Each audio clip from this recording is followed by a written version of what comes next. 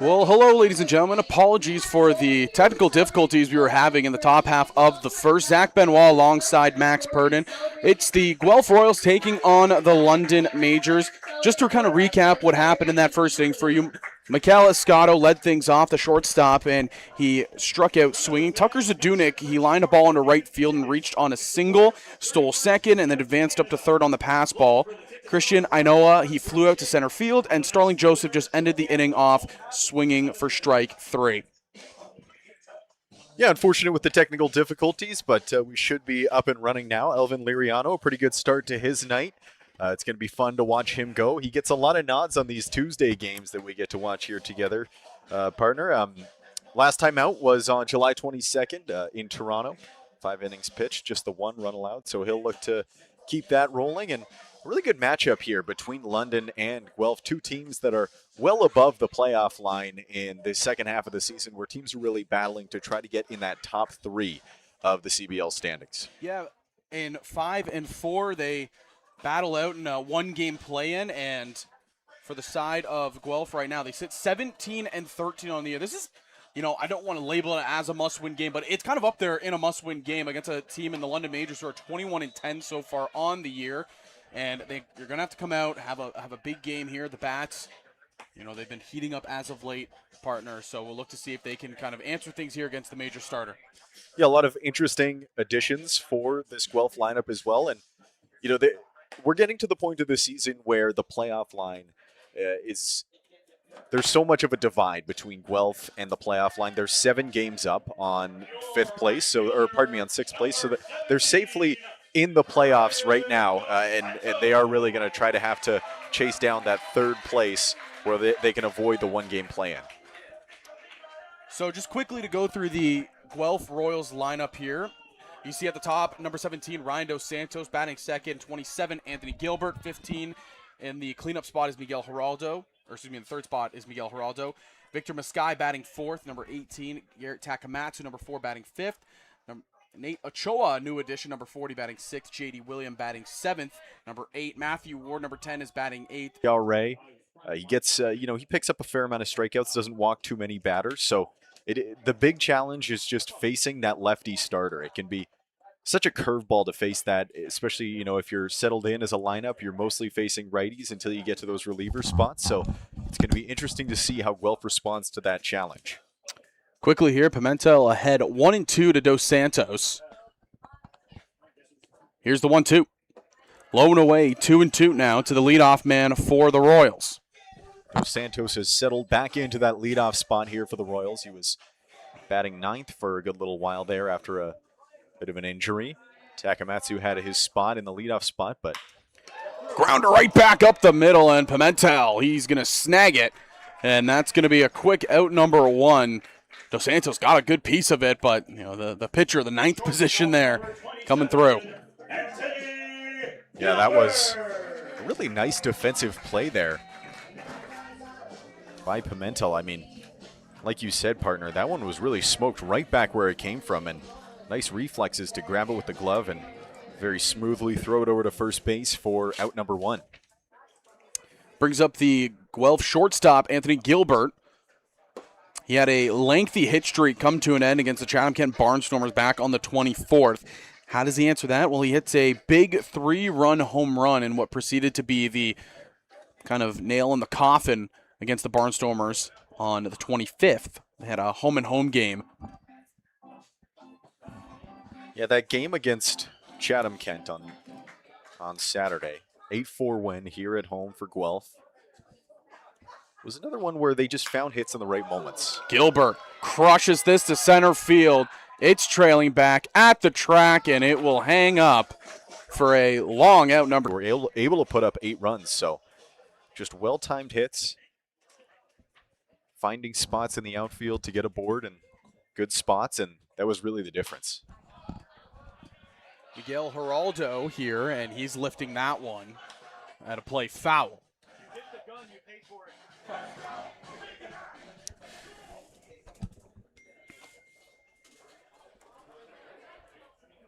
Geraldo, the all-star, hitless in his last 2. He's trying to get back in the hit column. He did get aboard last time out against Chatham with a walk. Check-in down at first, and they will say he went around, so that's strike 2.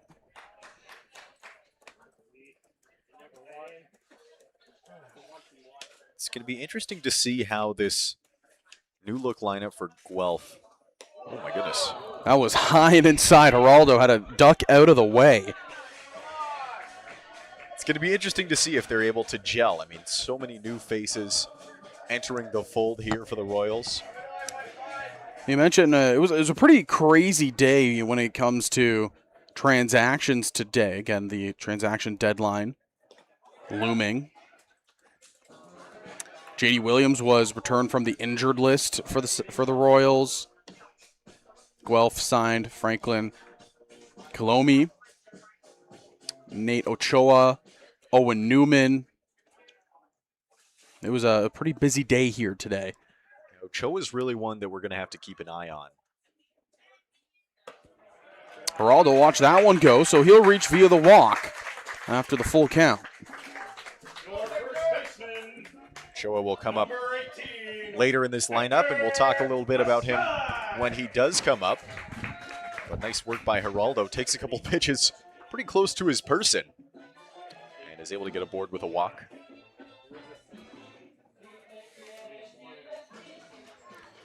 I know a lot of the people in the management side were very excited with the Ochoa acquisition. Again, he's going to be a big power bat in this lineup, and again, it just kind of lengthens out the lineup for the Royals.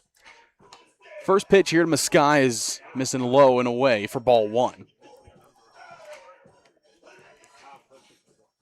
Pimentel made pretty quick work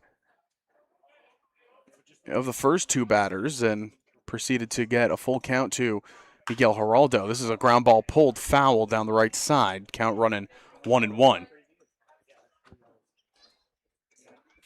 Pimentel gets Geraldo swinging just a little bit in front of that pitch. The result is a weak ground ball towards those fans down on the first base line. This is a packed house here tonight. Yeah, military night. We had a couple ceremonial first pitches. Again, apologies we couldn't bring you that on the stream here as Maskai shoots this one up the middle. It's a 2-out single. Geraldo turning on the Jets, and he's turning around second. He's in there standing at third. So it'll be runners at the corners with 2 outs for Garrett Takamatsu.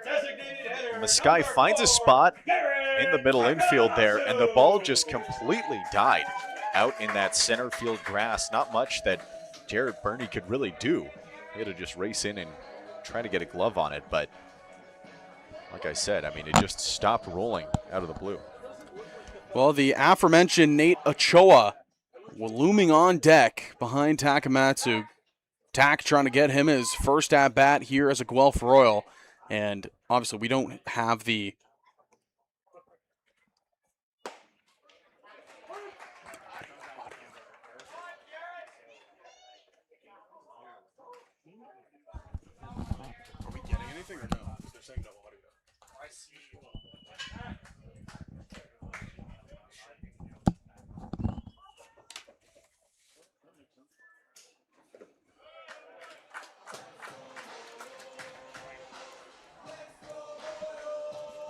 Yeah, it says we're getting it. Apologies. We may be having some more technical difficulties here. computers are not going our way tonight. Zach's working to try to figure this out as Takamatsu stares down an even 1-1 count with runners on the corners.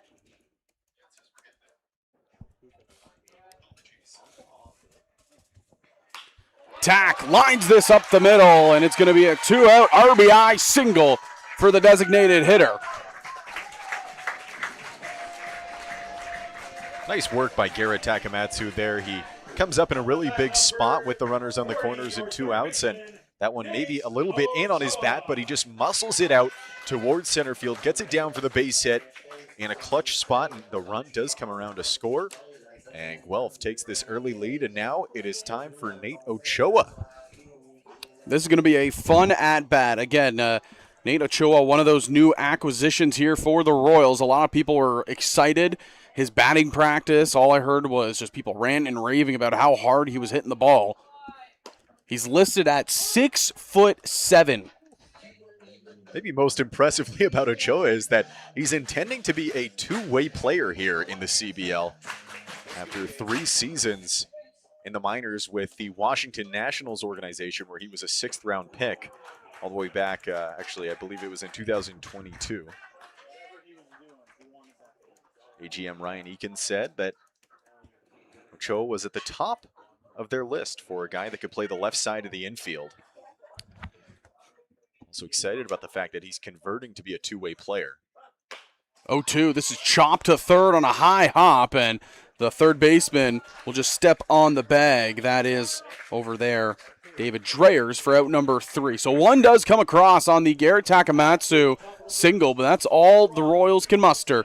We head to the second inning. The Guelph Royals up on the London Majors 1-0 here at Hastings Stadium.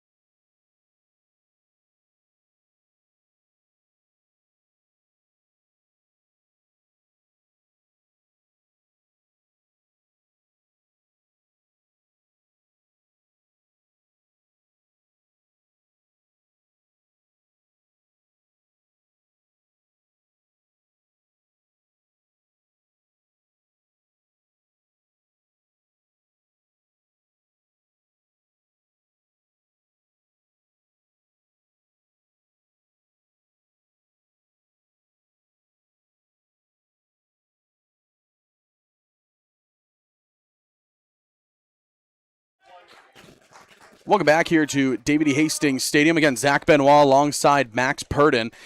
And Max on the mound here for the Royals. Well, unfortunately, we couldn't talk about him that much in the top half. Was Elvin Liriano, who had 2 strikeouts in that top half of the first. Yeah, solid start to this outing for Liriano. His command has really started to become quite dialed in here as of late. He had a little stretch there earlier in the season where he was walking far too many batters. I believe that he had 3 strikeouts.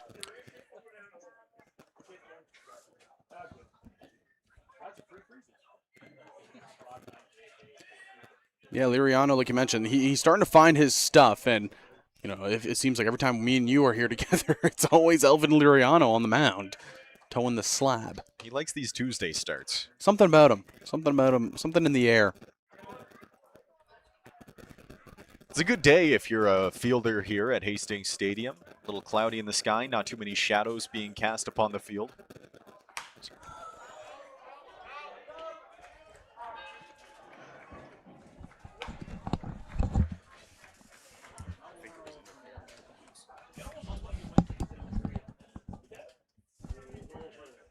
Trent Lenahan up to bat here for the Majors, a native of White Rock, British Columbia. Counts 2-2 here to Lenahan. Swings through that, and it looks like foul tipped in and out of the glove there of Matthew Ward, so Lenahan stays alive. Fun fact about White Rock, if you go there, there is an enormous white rock up against the water. It is really an apt name for a city. But more importantly about Lenahan, he is an absolutely incredible baseball player. 389 batting average this season and a 690 slug. Ground ball pulled to short. Gilbert takes on the hop, fires across the diamond on the run, and he gets the out. Well, that is a heck of a play over there from Anthony Gilbert at shortstop. He just reads the bounce absolutely perfectly, so he doesn't have to fight the gravity. Picks it out of the air and throws it over to first, and he made it look easy to retire maybe the most dangerous.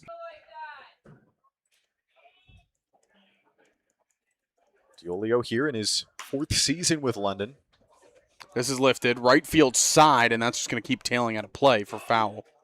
Big race of fans going for that ball down there, looking to trade it for a free freezy. But as I was saying, Diolio here in his 4th season in the CBL, all of which were with the Majors. 944 OPS this season. Another very valuable bat here in the middle of this London lineup.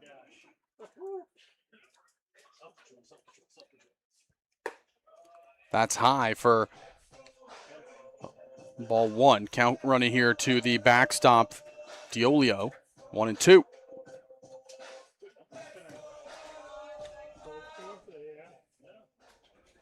And no wonder he's been all CBL all 3 seasons here.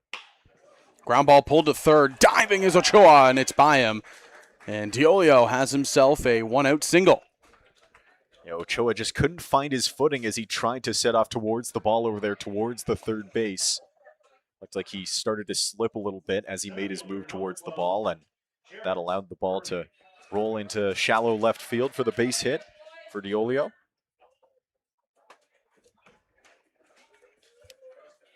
That'll bring up Jared Burney here.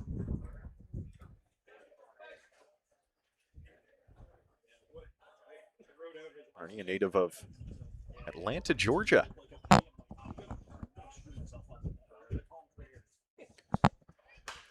This is lifted high out of play down the right field line. Foul for strike 1. He's a fresh face in the CBL this season. He's played the whole season with London, but here in his age 24 year, it is his first and only season in the Canadian Baseball League. 824 OPS to his name. Another solid bat here for London. You can see why their record is so good. A guy with an 824 OPS is here towards the bottom of their lineup. Pick off move to first, and back in time is Diolio.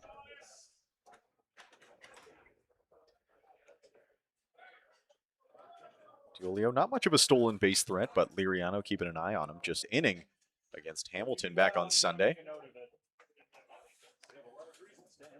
So 0-2 here to the London Majors center fielder.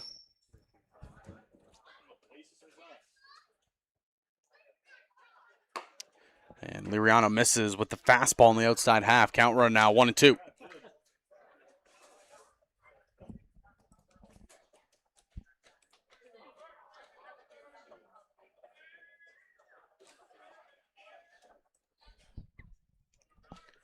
Bernie not a guy whose slugging percentage is going to be super high. 34 hits on the year, just 4 of them are extra base hits. Punches this to second base. Geraldo to Gilbert on to first, and picked out of the dirt, but not in time.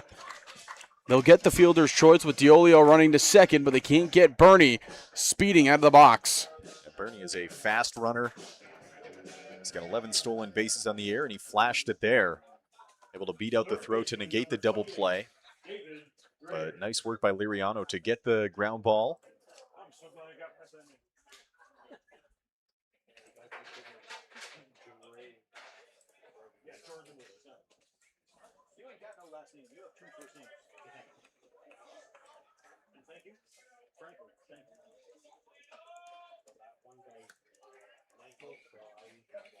David Dreher's another rookie bat here in this London lineup, a native of Surrey, BC. So 2 guys from the lower mainland we've seen for London here in this frame.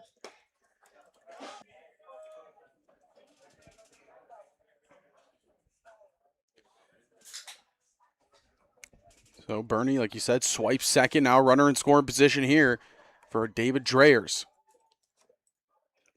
Dreyers swinging through that one for strike 2. Dreyers had the walk-off single in the bottom of the 11th in that 10-9 win over Hamilton back on Sunday. That was a real back-and-forth contest. London was up 4-0. They fell behind by 4 runs after a 6-run top of the 8th for Hamilton. And they ended up storming back to set up Dreyers to get that walk-off single. Here's the 0-2. And it's an off-speed out the outside of the plate, just missing. Count running now 1-2 against the Majors third baseman. Again, the London Majors are one of the 2 hottest teams in the league at the moment. The hottest team is the Welland Jackfish, who are on a 5-game winning streak. Winners of their last, winning 8 of their last 10 games. They made quite the stir on social media in their game against Kitchener. Yeah, they put up 30, and there was talk happening around the league and amongst people that I know are just questions, is that the most runs we've seen in the league in the history? Again, obviously, we'd have to pull up the archives for that. Here's the 2-2 now to Dreyers.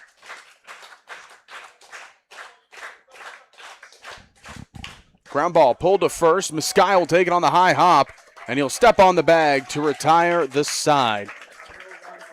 The stolen base of Jared Burney doesn't come back to bite Liriano. He gets out of danger, and we head scoreless to the bottom half of the second. You're watching Guelph Royals TV. Everyone dreams of being great.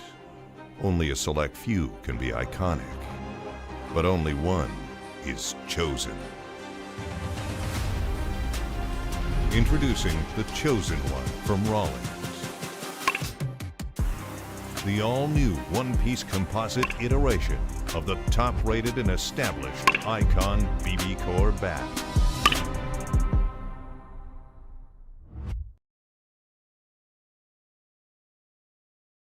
To be the best, you've got to bring performance from every second. The game is getting faster every season. So Rawlings made a time machine to help you keep up. Introducing the all-new Velo ACP. It's light, it's balanced, so you can pick your pitch and drive the ball with maximum exit velocity. The game's gotten faster. Your bat has too.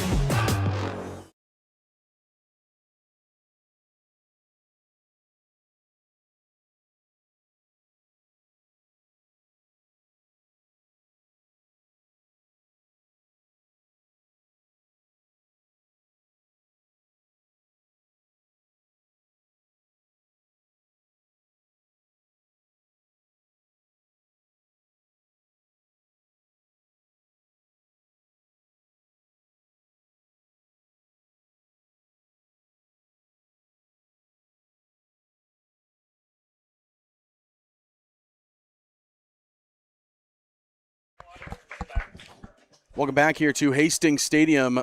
J.D. Williams leading things off here against Pimento. Williams, a lengthy absence from the lineup. First time back here in the Guelph order since July 10th. Starting here in center field for Guelph. First pitch called, strike 1. Second there, missing just low. Counts evened up here 1-1. Again, Williams on the transaction page was just reactivated off of the injured list. Getting some action here. Might be tough to find him in there with how many transactions were going on today. But yeah, very busy day. Very, very busy day. Williams here in his 5th season with Guelph. His 3rd season in Guelph was the 2024 season where he was all CBL with a 961 OPS. Looking to bounce back a little bit from his 2025 season where he OPS just 725 right now, sitting at 831 for the 26 campaign. And like I said, making his first start in few weeks. So 3-1 count, called strike 2 there on the inside half, so the count runs full 3-2.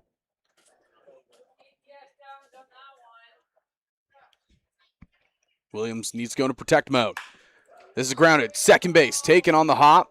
Throw to first in time, and that's going to be out number 1.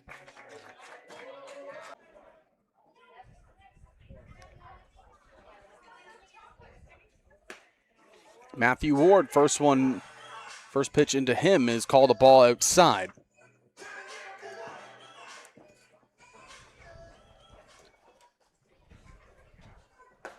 Second pitch called strike one, inside half. Counts even up here, 1-1 to the Guelph Royals backstop. Again, Matthew Ward trying to turn things around offensively. He's had a couple sparks, but just hasn't been the consistency that he wants. It's also tough when your main job is to kind of be the commander for the pitching staff. He's ahead here 2-1 now. Yeah, now with Franklin Torres back in Guelph. This is lifted down the right field side. Will it stay fair? No, just foul. That's got to hurt for Matthew Ward. He is just inches away from what would surely be an extra base hit. He was really on his horse. He might have tried to turn it for 3, but he's got to return back to the batter's box. And like I said, just inches away from what would have been a big extra base hit. But Ward, now that Franklin Torres is back in Guelph, has got to compete a little bit for starting time at the catcher position. He's been catching most of the season here for Guelph. He's also the bullpen catcher in the WBC for Great Britain. Wow, that's pretty cool. I did not know that. Get to see some cool places, I'm sure. A lot of WBC representation here for the Guelph Royals. 2-2 count. Yeah, Ward put a nice swing on that one. It looked like he had a charge out there towards left field, but it just died out there in left center field. And Lewis, I mean, that was no cheapie. He got a good jump on it, and he had to dive out to make the grab. And once again, Ward, maybe just inches to the right, and that's an extra base hit, but he's got to return to the dugout, counting as an out.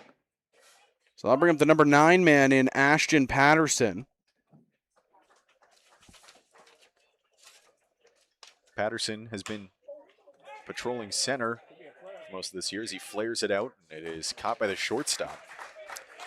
And that will retire the side. So the Royals go 1-2-3 here in the second.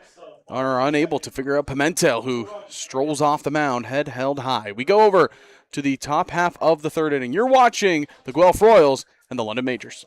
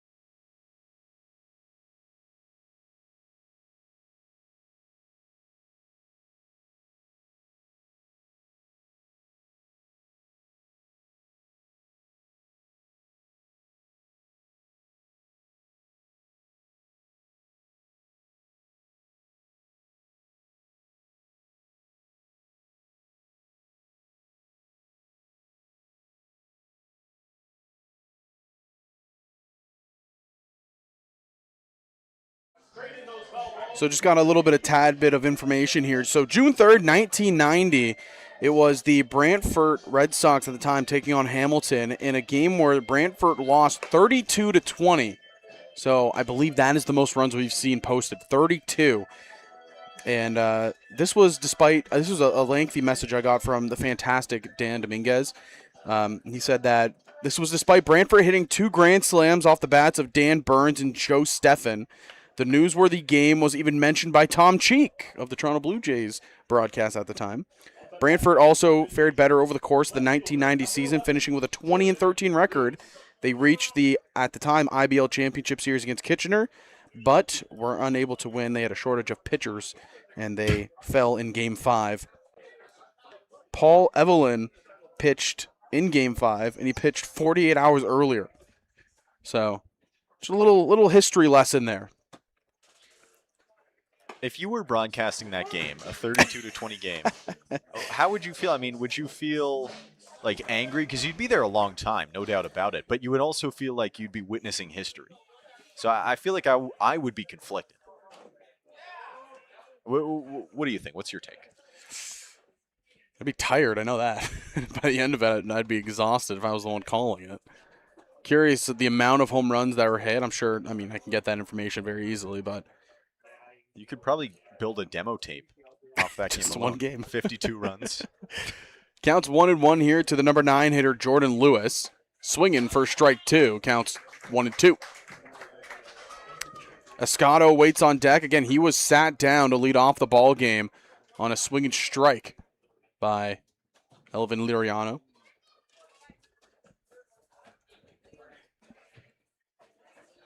One and two. Check swing, pushed foul down the right side.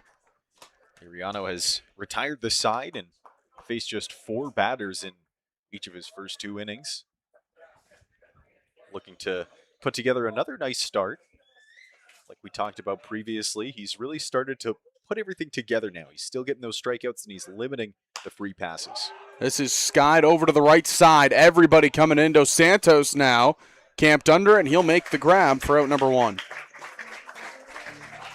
Looked almost for a moment there like that one might land in the Bermuda Triangle between the first baseman, the second baseman, and the right fielder, but Dos Santos smartly calls everybody off and makes the grab out there to pick up out number 1 for his pitcher.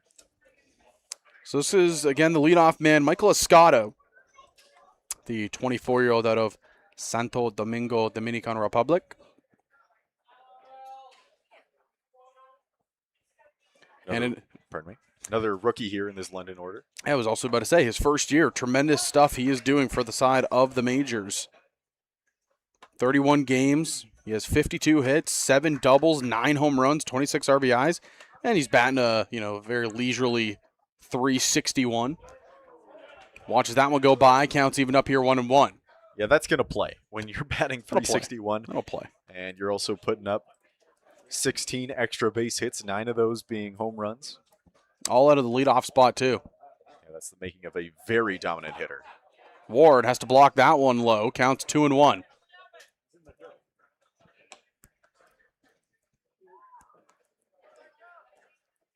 His last 4 outings, he has put up exactly 1 hit each time out. So it was more of a torrid start to the season, but things have cooled off a little bit for Escato. He'll look to get back in a groove and chops this one over to third. Ochoa, and he just fans at that. Again, this is a player who's very new to this diamond here. That should go down as a base hit. Didn't look like Ochoa really would have had much of a play with Escato's speed going down the first baseline. There's a lot of advantages to being a very tall baseball player like Ochoa is. That was not one of them. That was not one of them. I mean, you can get more torque on your swing, like an Aaron Judge sort of thing. More power, more torque on the swing. But there, I mean, when you've got to reach down and try to field a grounder that is really just hugging the ground, it can be pretty tough. Your eyes are just so far off the ground, and that might be the reason why Escato is standing at first base right now. But it was going to be a challenging play either way. That one just died right in the perfect spot to get the infield base hit. So that does go down as a hit for Michael Escato.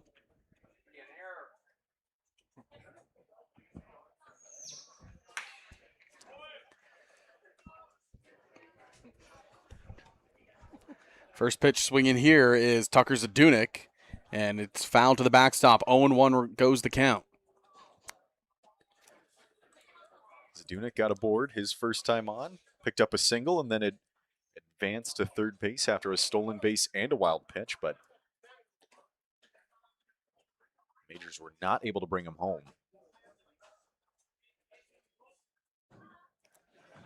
Pick-off move to first, not going to be in time. Escato gets back. And again, just kind of finish the point. Ochoa, again, a recently acquired player who's technically acquired today, but he is also, again, getting his first reps here on the infield at Hastings Stadium, trying to just get his footing in here with the team. So plays like that off the grass you're not accustomed to yet. You haven't gotten a season-long worth of reps as Liriano pumps in strike 2, looking there against Tucker Zadunik, who singled his last time up.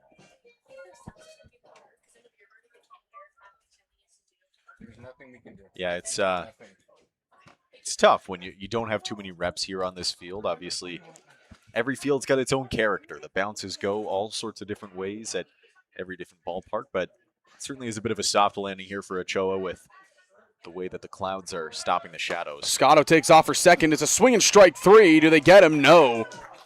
So Michael Escato in there with a stolen base, but Tucker Zadunik sat down on strike 3 swinging.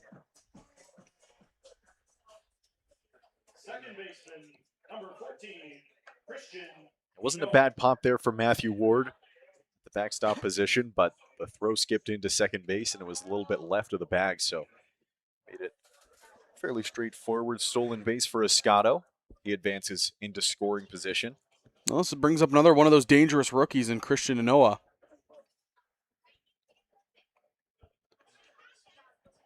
He flew out to center field his last time up. This is in the dirt and it gets by Ward. So Escato will take a quick turn around third and he'll be standing over there. So he advances on the wild pitch. Matthew Ward, he got a shoulder to it, just couldn't keep enough of it in front of him. But just to finish the point, Christian Anoa, again, another rookie here for the London Majors, putting up a season of fantastic numbers. 30 hits, 2 doubles, 9 home runs, 27 RBIs, and he's batting just under 350 at 349. Yeah, this is a good lineup, man. It's a good lineup. A real challenge here for Liriano. And just like with the Zadunik in the first inning, Escato gets to third on the wild pitch, and he started to think about running home. And like in the first inning, the crowd warned Matthew Ward to turn around quickly and get the ball over to Liriano, who was covering home plate. And Escato ends up settling at third. So called strike 1 in there on Anoa. Count runs even here, 1-1. Liriano trying to tiptoe out of danger again. 2 outs to his name here in this inning. High and inside, missing for a ball. It's another opportunity to strand a runner over there at third base. It would be so valuable against this London side that is just so potent with the bats. 2-1 count.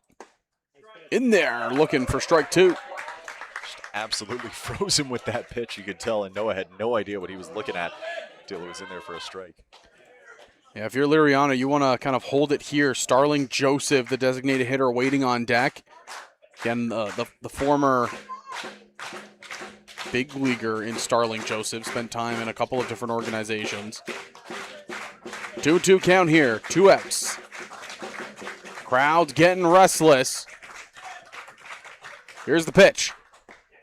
Just missing low, 3-2. It's funny to see Escato dancing around there. You wonder if he might try to take advantage of all the noise being made by the drums and such.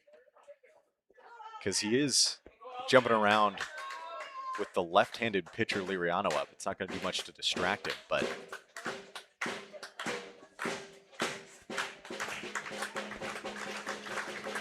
here's a 3-2.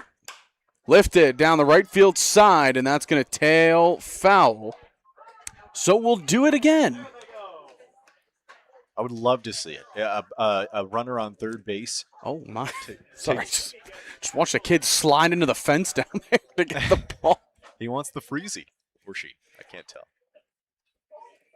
Got a face full of just wooden fence. So once again, 3-2 pitch. Runner at third. Here's the delivery from Liriano, and it's in the dirt for ball 4. There are going to be runners on the corners here for Starling Joseph.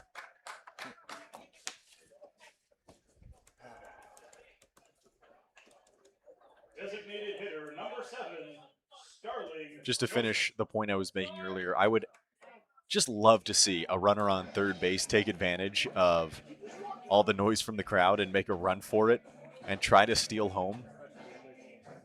You know, with so much noise, it can be tough to alert the pitcher that the runner is coming home. It would take a lot of courage to do that, though. Would be real entertaining to see. So again, he's always kind of just made his impact known. Been with London since 2022. He's a champion here in the league, an all-star, member of the all-CBL team in 2023. Very dangerous bat at the plate here with runners on the corners. And a right-handed bat to boot against this left-handed matchup with Liriano.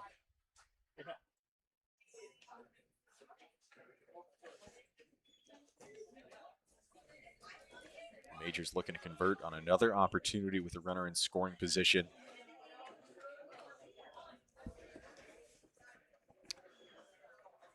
First pitch, swinging at the off speed. He was sitting back, waiting for a fastball there, and it's a strike one called.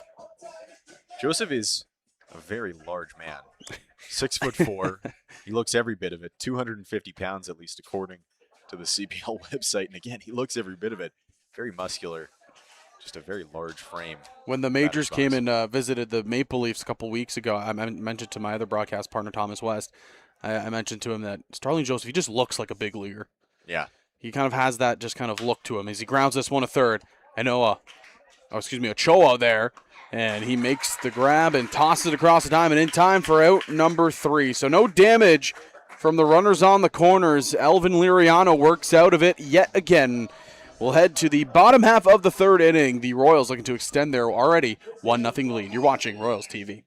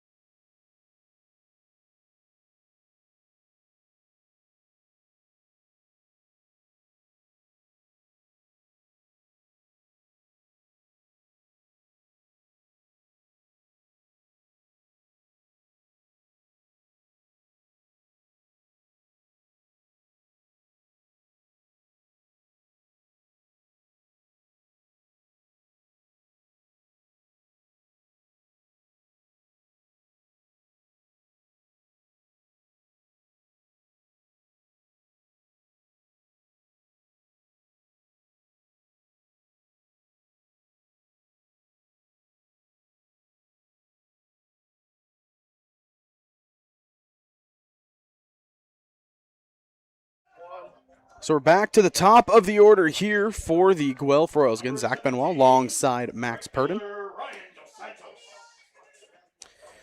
Dos Santos grounded out to the pitcher. He's able to calmly get under it, but like you said, partner, the top of this Guelph order, 1, 2, 3, getting to start this inning. It's got to be real comfortable if you're a batter. You get to go in the order you're used to. You have a lot of protection. These top about 4 to 5 hitters here that have really just kind of dominated.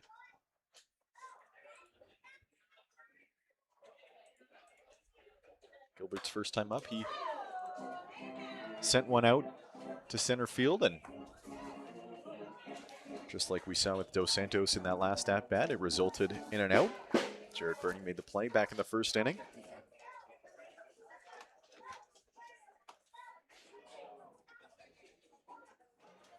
Like I've said before in this broadcast, it's a good night to be out there in center. No shadows to speak of. Ground ball pulled to third. Taking on a hop throw across. Not going to be in time. That's going to be a hustle infield single for Anthony Gilbert. He evened himself up in the count 1-1 and did a good job getting out in front of that one and using his speed to get on. Yeah, good speed there from Gilbert. It's a tough play over there at third base for David Dreyers. He's got to take that one off the bounce, and he's got it on his back foot. He's got to try to get enough velocity to get it over to first in time, but he just can't muster it, and it ends up bouncing in there, which gives Gilbert the opportunity to run in for the infield base hit.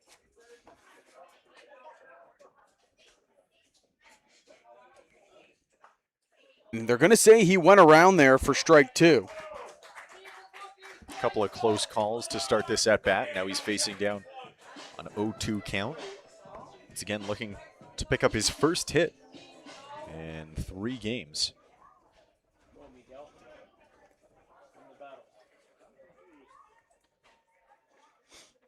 Oh, 2. Gilbert takes off. Pitch outside. The toss down. Not going to be in time. That's a stolen base for Anthony Gilbert. Wasn't a bad throw at all from Eduardo Diolio back there at the backstop position, but Gilbert showing off the speed once again. He uses the speed to get aboard with the infield base hit, and he uses the speed once again to advance into scoring position with the stolen bag. 1-2 count now, as that was called ball on the outside half. Runner in scoring position here for Miguel Geraldo.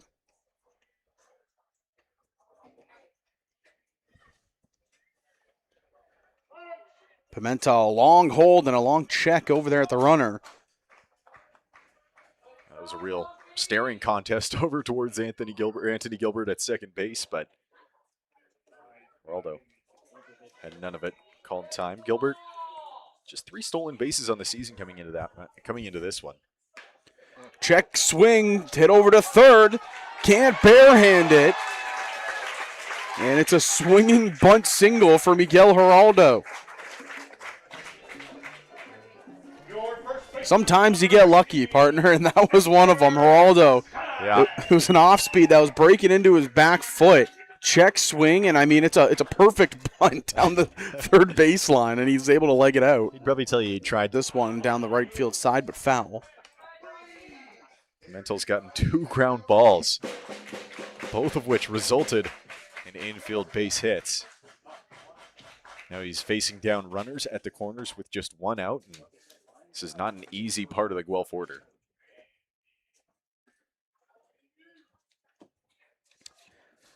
A 1-1 count now to the Royals' first baseman.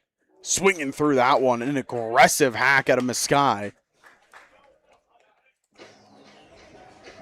He really tried to turn on that one. Swung out of his shoes. Looking to send that one out towards right field. Comes up empty, and now he's staring at an 0-2 count. 0-2. Pimentel checking on the runner at first. Here's the delivery. Breaking ball low and away for a ball 1. 1-2 here on Meskai. Again, mention the little fun fact. Matthew Ward was the bullpen catcher for Great Britain. Victor Meskai actually was on Team Brazil as well. Mentioned that earlier in the season. Again, he had the big home run against Team USA off of Michael Waka. Here's the 1-2. Make it 2-2. Meskai watches that one low and away. Yeah, the World Baseball Classic really is for the whole world. I mean, players coming from all over, including here in the CBL. A couple players that played in it in their careers earlier on. Jordan Mandalay is one that comes to name, played for Team Cuba. I believe it was back in 2016. 2-2 now to Meskai, and he swings through another one and nodding to himself. Going to choose a batter in this Guelph lineup that you would not want to face with a runner in scoring position. Probably be Garrett Takamatsu. Just a brilliant hitter for Guelph this season. This is low and away there for a ball. First pitch there to Tack. He's putting together one of his finest seasons here in the CBL as well. His best season so far as a Royal. 1.017 OPS so far in the season. That's a mark over 100 points better than last season. I can see it shaking here. Runner takes off for second, and Geraldo's in there safe. Right on it. They're literally right on the camera. Yeah.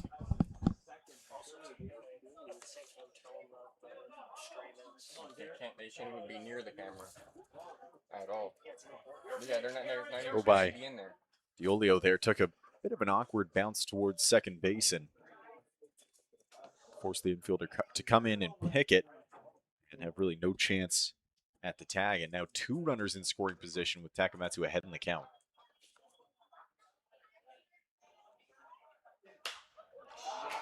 This is lifted shallow right field. And the second baseman will call everybody off, and that will retire the side. The Royals threaten yet again, but are unable to cash in the 2 runners in scoring position. We head to the top half of the 4th inning. It's 1-0 Guelph over the London Majors. You're watching Royals TV.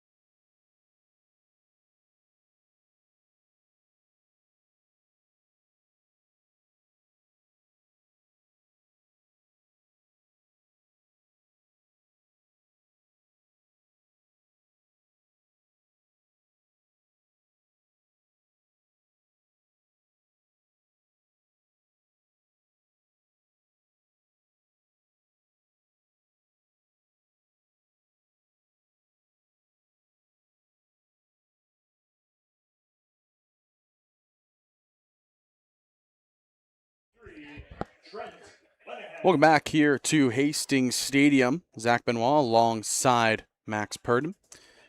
Top half of the fourth inning here, and it's going to be the first baseman, Trent Lenahan, coming up.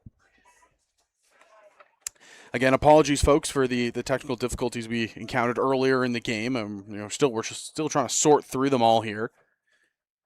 But we will keep you updated on score. It's still a 1-0 ball game as the first pitch here to Lenahan is lifted foul. Second in home runs, just behind Yasiel Puig and Yushin Oda. So, I mean, this is one of the best in the entire CBL. Swinging through that one. So, third pitch here to Lenahan. Count running 1-2. There is one weakness to his game. He is 5th in the league in strikeouts. So, something to watch here. Liriano, a real strikeout pitcher. And Lenahan, a guy who could be susceptible to the K. Ground ball, hit to short. Gilbert takes on a hop. Throw across in time to get out number 1.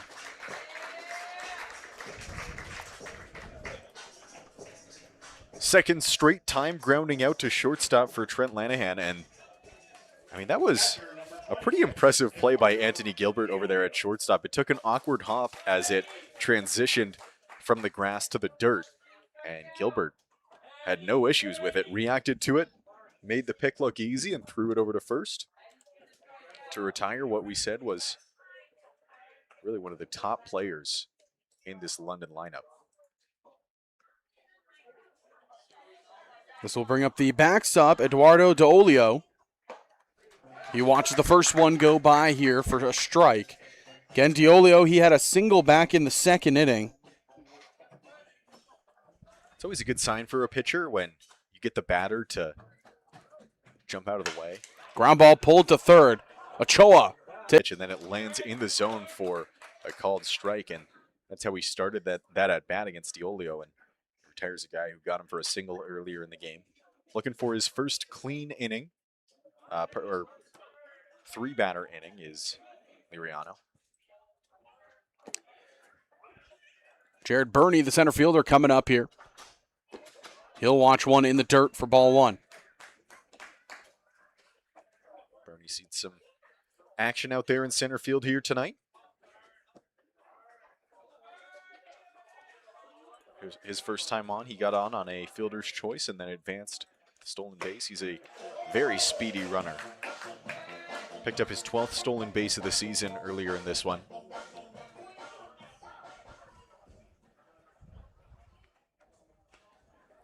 One-on-one count here. That's outside. Watched ball 1 go by, then watched strike 1 go by. Now ball 2 goes. A really good on-base guy. He's walked more than he's struck out so far this season. 402 on-base percentage. Slug is not much higher. This is outside. Count running 3-1 now. The guy who's going to range around in center field, get on base, and steal some bags. It's a valuable type of player.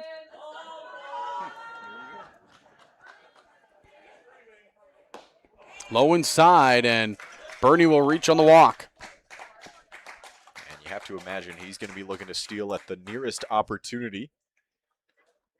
David Dreyer's coming up. Baseman number 28, David Dreyer.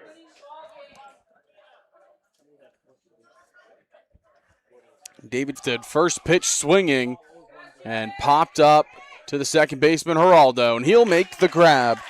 David Dreyer is retired on 1 pitch. And the 2-out walk doesn't come around to bite Liriano. We'll go to the bottom half of the 4th. Still a 1-0 lead here for the Guelph Royals.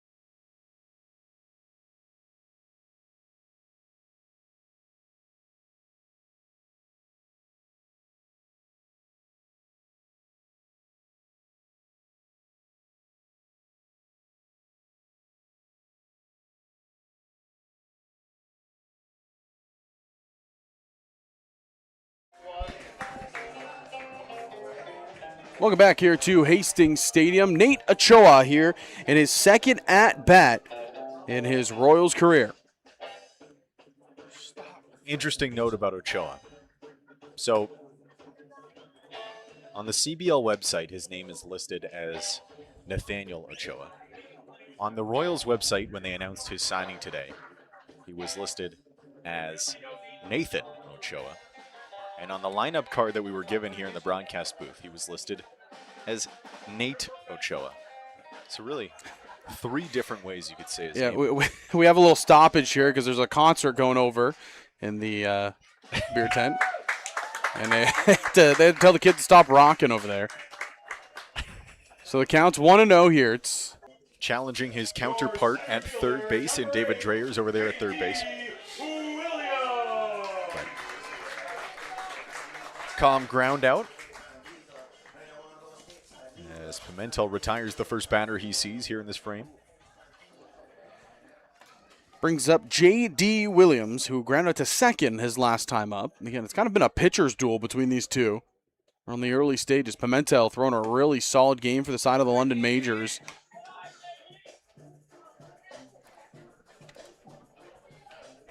First, like you said, partner, it's been a real pitcher's duel. 2 guys that have done a good job of keeping runners on base, stranding runners, and not allowing runs to come home with guys in scoring position.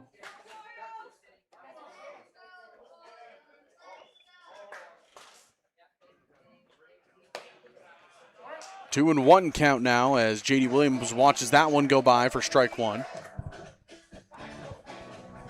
Williams probably was thinking about swinging on that one, but he did not like what he saw as it got in there for the strike. Called strike 2 again.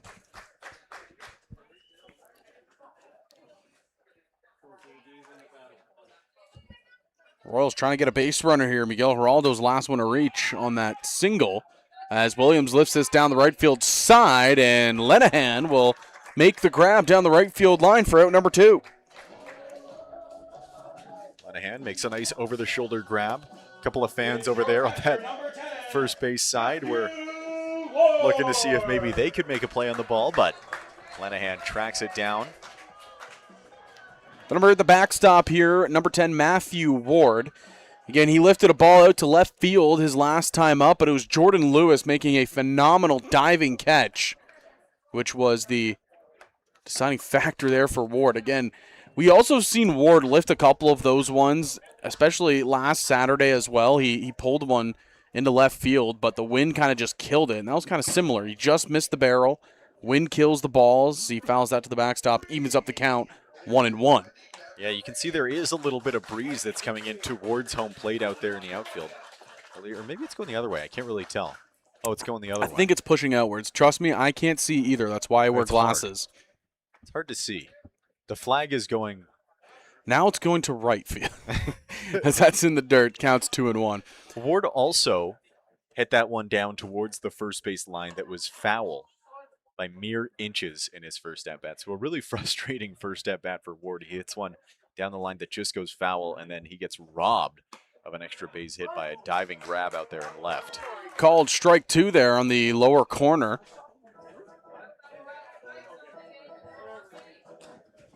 So it's a 2-2 count here to Ward. Beautiful night here at Hastings, though. There was a little bit of worry before first pitch that we could see rain, as that's called strike 3 on the outside half. Cilicio Pimentel having himself a start. He's given up 1 here through 4 as we head to the 5th here at Hastings Stadium.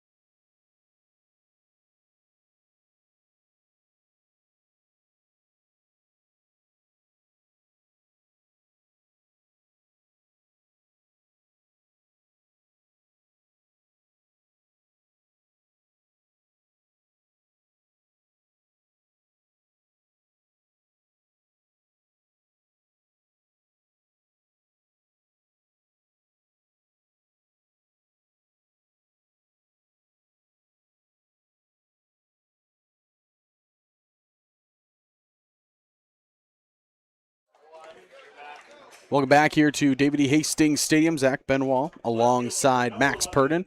Elvin Liriano out for another inning of work. And again, we talk about it. It's been a pitcher's duel here to start. Both of these two arms are really doing a good job limiting damage on the bases. It's been another in what is now a string of really solid starts for Liriano. I mean, just 65 pitches so far. And this is shot down the right field side and down foul as a swarm of children will go after that baseball. yeah, that was a perfect spot for a real race of kids trying to earn themselves a freezy with the baseball. Yeah, somebody's getting a freezy here momentarily. I want to see one of the kids catch it. Surely if Just they like banana ball, just out. Yeah. Surely if they make the catch, that's worth Should be worth an extra freezy. yeah, maybe 2 or 3 freezies. That misses low. Counts evened up here 1-1. This is Jordan Lewis, the left fielder. He popped out to right field his last time up.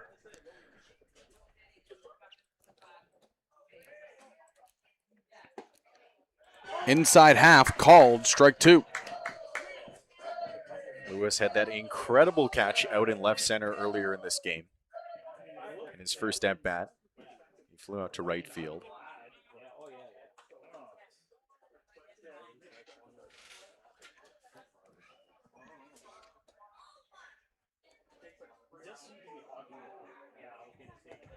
That's in the dirt. Counts evened up here 2-2. Speaks to how well Liriano has been pitching so far in this one, that the 9-hitter is only in his second at bat here in the top of the 5th inning. He's been quite efficient so far. Like I said, 65 pitches coming into this frame with just the 3 hits against. It's been a nice night for him.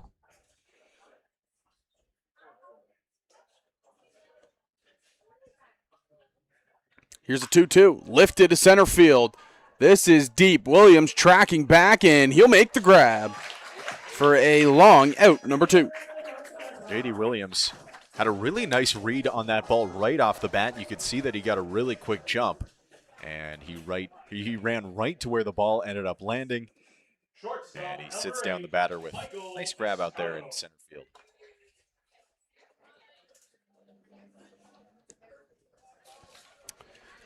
Back to the top of the order here in number 8, Michael Escato. He is 1 for 2 on the night, struck out in the first inning, got himself a single back in the third. One of 2 London batters to reach third base so far in this game, but First pitch swinging there is Escato. was stranded there at third. Only 2 batters, like you mentioned, have touched third base, Escato and Zadunik. Other than that, it has been really good work out of Elvin Liriano. Called, strike 2, right on the outside half. Liriano really painted that fastball.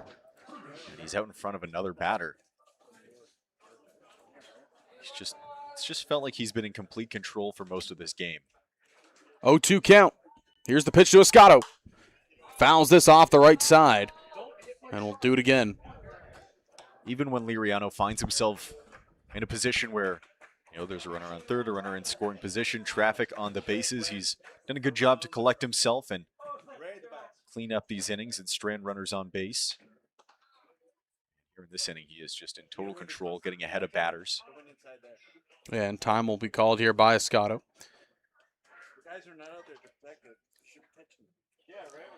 So again, it's Military Appreciation Night here at the stadium, and there's an awesome, military truck that's parked down the right field side. There's also a really cool cannon. C3 howitzer that I've been informed. 105 millimeter. Our lovely PA announcer is the one that has all the scoops on it. And, I said it'd be really cool if they had a blank that they would fire every time a home run was hit. That idea was shut down really quick. But it would have been really cool if we could have done that as the counts 1 and 2 here on Escato. You know what? When they built Hastings Stadium here in this sort of residential area, they didn't think an artillery cannon. Well, I think there's a lot of advantages to it, right? It feels like very neighborhoody. You see a lot of houses around. There's these beautiful trees that rise above the roof line, but one of, if not the only drawback of that is you can't fire artillery. Can't fire artillery in a residential area. Yeah. This is in the dirt. Counts going 2 and 2. Scotto battling here. You have to imagine if they were to build Hastings Stadium all over again. That's something that they would really keep in mind. Yeah, they would put that in the building plans. Yeah, must be in an artillery-friendly region.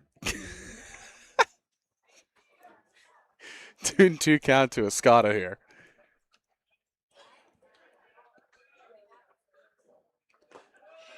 Off speed in the dirt, and he's worked this count to full.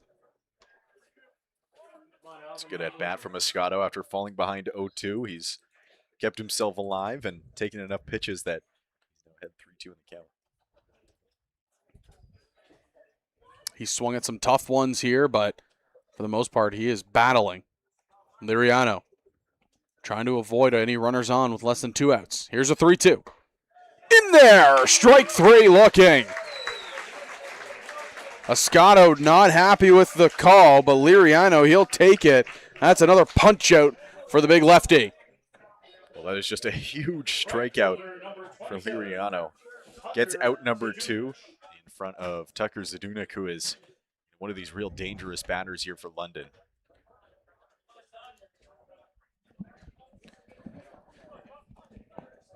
Zadunik is 1 for 2 on the night. Struck out swinging back in the third. He singled in the first, and like we mentioned, he was one of those runners left at third base. Called strike 1 on the outside half here by Liriano. I wonder if Zadunik maybe got a piece of that with the bat. It's a bit of an odd reception there by Ward at the plate. Could have just been on the transfer. Might have been. 1-2. Make it 0-2. Swinging at the off speed there. Zadunik really, he swung at that one like that was going to be middle and came up empty. Also wanted to mention, if you followed the Guelph Royals on social media, you'll see on Instagram on the story that all the players got to check out all the cool stuff there for Military Night, the big truck and the artillery cannon. That's another strikeout here. Liriano, his arm is like a cannon right now, firing in another punch out. There is 99. He'll walk off the mound, head held high as we go to the bottom of the fifth. Still a 1-0 score here for the Guelph Royals.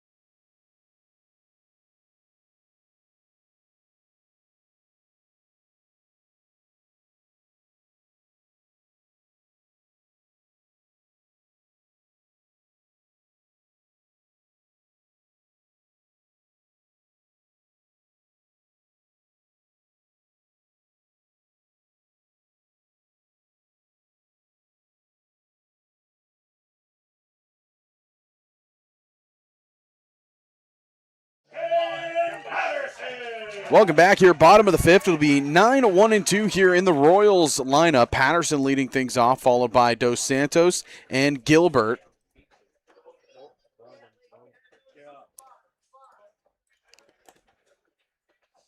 Patterson, in his only at-bat so far in this game, popped out to shortstop. He's playing left field here tonight with J.D. Williams out of the lineup. He's been patrolling center field, but he gets a break from that duty here tonight. First pitch swinging was Patterson. This time he watches one go by. Counts evened up here. 1-1. Chops at this one to the backstop. Count going here 1-2. Obviously, there's been a lot of attention on Elvin Liriano, who's put together a really nice start so far, but should not take away from Cecilio Pimentel, who's also had a nice night so far. Yeah, he's been tremendous. I mean, 61 pitches coming into this inning. And he gets Patterson swinging through there. It's his third strikeout of the night. Just the one earned run against so far in this one. It's been an impressive performance from him as well, and what has been a pitcher's duel just continues to be here into the bottom of the 5th inning. Yeah, Pimentel just absolutely carving up hitters on the side against the Royals. But, I mean, Liriano, he's doing the exact same thing. The only difference so far was a 2-out single by Garrett Takamatsu that cashed in the only run of the ball game. Other than that, it's been a beautiful pitcher's duel as Dos Santos skies this in a left field. Going back, or excuse me, coming in there is Jordan Lewis. Escato looked like he was going to call him off for a second. But that'll be out number 2 quickly here in the bottom half of the 5th. Efficient start to the frame for Pimentel. And that one, Dos Santos just got under it a little bit too much as he sent it out there towards left field and made it a pretty easy play for Lewis out there. He's had tougher ones to make tonight.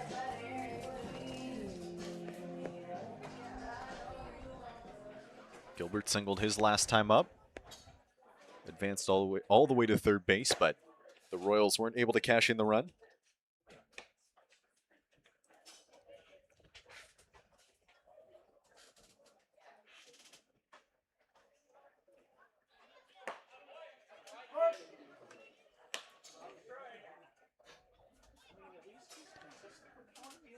One count now after the called strike one. High and away. Following his single in the bottom of the 3rd inning, Gilbert swiped a bag, and that's something he usually does. Just 3 stolen bases on the season coming into this contest, but showed off the speed earlier in this one. Outside, and he's ahead in the count here, 3-1. Pimentel just undercooked that one a little bit.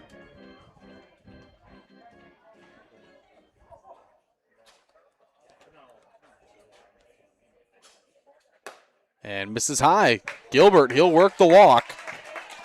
So it's a 2-out walk here for the shortstop, Anthony Gilbert. I'll bring up Miguel Geraldo. Second free pass issued by Pimentel here tonight, and not the part of the order where you want to be putting guys on base by way of the walk. Now Miguel Geraldo comes up. Behind him, Victor Mescai, and behind that, Garrett Takamatsu. So a few very scary batters here for Pimentel to try to work around with the runner on first base.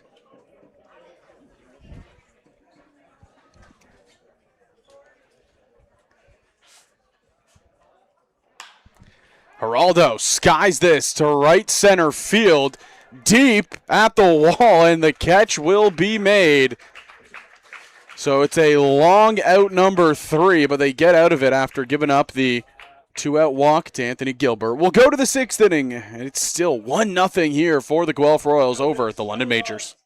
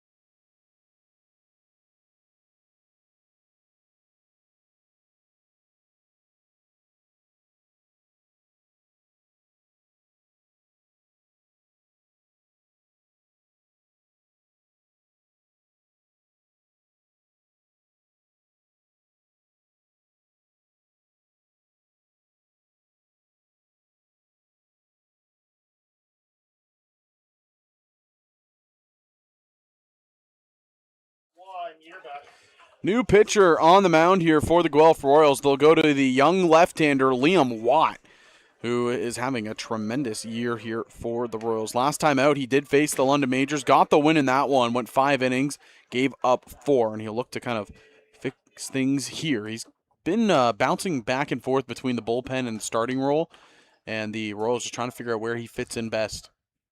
It's also his first appearance since July 10th. A little bit surprising that Liriano didn't go longer in this one. Obviously, such a dominant start for him. The 5 innings pitched, just 3 hits allowed, 2 walks, and 4 strikeouts. So 5 innings, and he goes scoreless. But they're going to Watt here. You wonder if maybe this is a little bit of a piggyback situation. If Watt is going to get some real distance in this one. Obviously, a guy who's typically stretched out enough to start. But like I said, it's his first time on the mound since July 10th. So it's going to be interesting to see where this one goes for Watt. Misses low there, counts 3-1.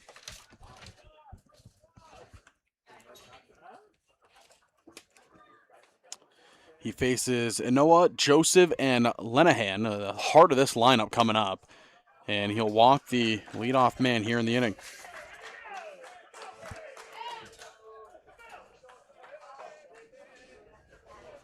Designated hitter number 7, Starley Joseph. It's the first, well, pardon me, it's another left-handed hitter for these Majors batters to grapple with. So it's a walk there to the leadoff man, Christian Inoa. Now it'll be Starling Joseph coming up here.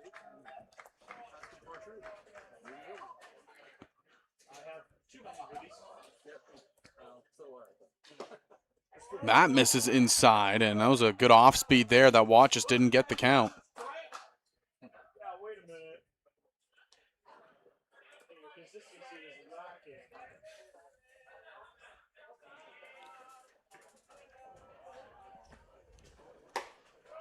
And Watt just having a little bit of trouble right now trying to find the zone. The fastball tailing off that outside corner. Yeah, Joseph just taking these pitches pretty easily. He's 0 for 2 tonight. Struck out in the first and then grounded out to third in his second at-bat. Runner takes off. This is a ground ball hit to second. Geraldo will step on the bag for one, throw to first. Same time! Not many times you'll see the hit and run backfire, but it does right there. As the Royals turn a much needed double play with a dangerous batter in Trent Lenahan coming up. First baseman, Wow. number 33, Trent Lenahan. That was a heck of a play over there at second base by Geraldo. I mean, he's coming over to cover the bag on the stolen base attempt. He reverses direction to in one pitch. All of a sudden, there's 2 outs and nobody on. It's really a beautiful sight to behold if you are Liam Watt. This is a fair ball pushed down the left field line. Patterson will get to it. Lenahan will be in there standing. And he's in there at second with a 2-out double. That is the first extra base hit of the night for either side in this one. And Lenahan just yanked that one down the third base line, kept it just fair as it bounced on the infield dirt and into the outfield. And he stands up at second with a pretty easy double. And a runner in scoring position for Liam Watt here to deal with. I'll bring up the ever so dangerous backstop in Eduardo D'Olio. D'Olio batting .377 on the season, and you have to imagine if he's able to find a base hit here, it would bring around the tying run. Again, D'Olio, a veteran of 4 seasons, as he'll swing first pitch. Ochoa, the throw on the run in there in time. Nate Ochoa cuts off Gilbert to make the play, and it's a big-time defensive play by number 40 over there at third. The 2-out double doesn't come back around to bite Liam Watt. Royals still clinching to a 1-0 lead as we head to the bottom half of the 6th inning. You're watching Royals TV.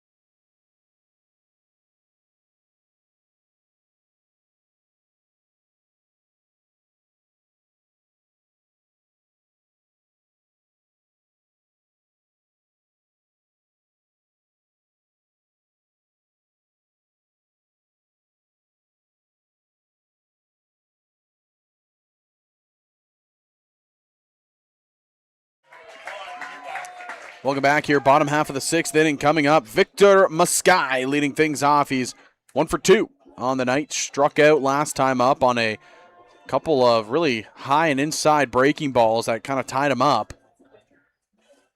And he singled back in the 1st inning. That was to set the table for Garrett Takamatsu. And other than that, that's been all the offense so far tonight. Goes back to the off-speed there is Pimentel for strike 1, swinging. Pimentel does get the nod here for this 6th inning. Iriano, we saw he was pulled after 5, but Pimentel is going to stay in there and try to keep this lead or keep this deficit at just the single run with a few of these dangerous Guelph batters coming up here in this inning. 2-1 count now here to Mascai, watches 2 in the dirt. Pimentel, like you said, has been terrific. And Mascai now, it's 2-2. It looks like it's just been a healthy dose of breaking balls. Yeah, so tough. And they're balls that break away from the bat for Mascai as the left-handed hitter facing the left-handed arm. Just adds to the degree of difficulty. Another breaking ball there, and it's in the dirt. Mascai not chasing. Pimentel just trying to get him fishing on a ball that cuts away from his bat. He takes that one in the dirt. Here comes the 3-2. Breaking ball misses low and away. And excuse me, no, it's 2-2. Now it's 3-2, excuse me. That was mistaken. Counting is not my strong suit, folks. If you haven't already learned that about me, you'll learn it as the year continues. For what it's worth, I also thought it was 3-2. Now will be ball 4. Victor Mascai works the full count walk.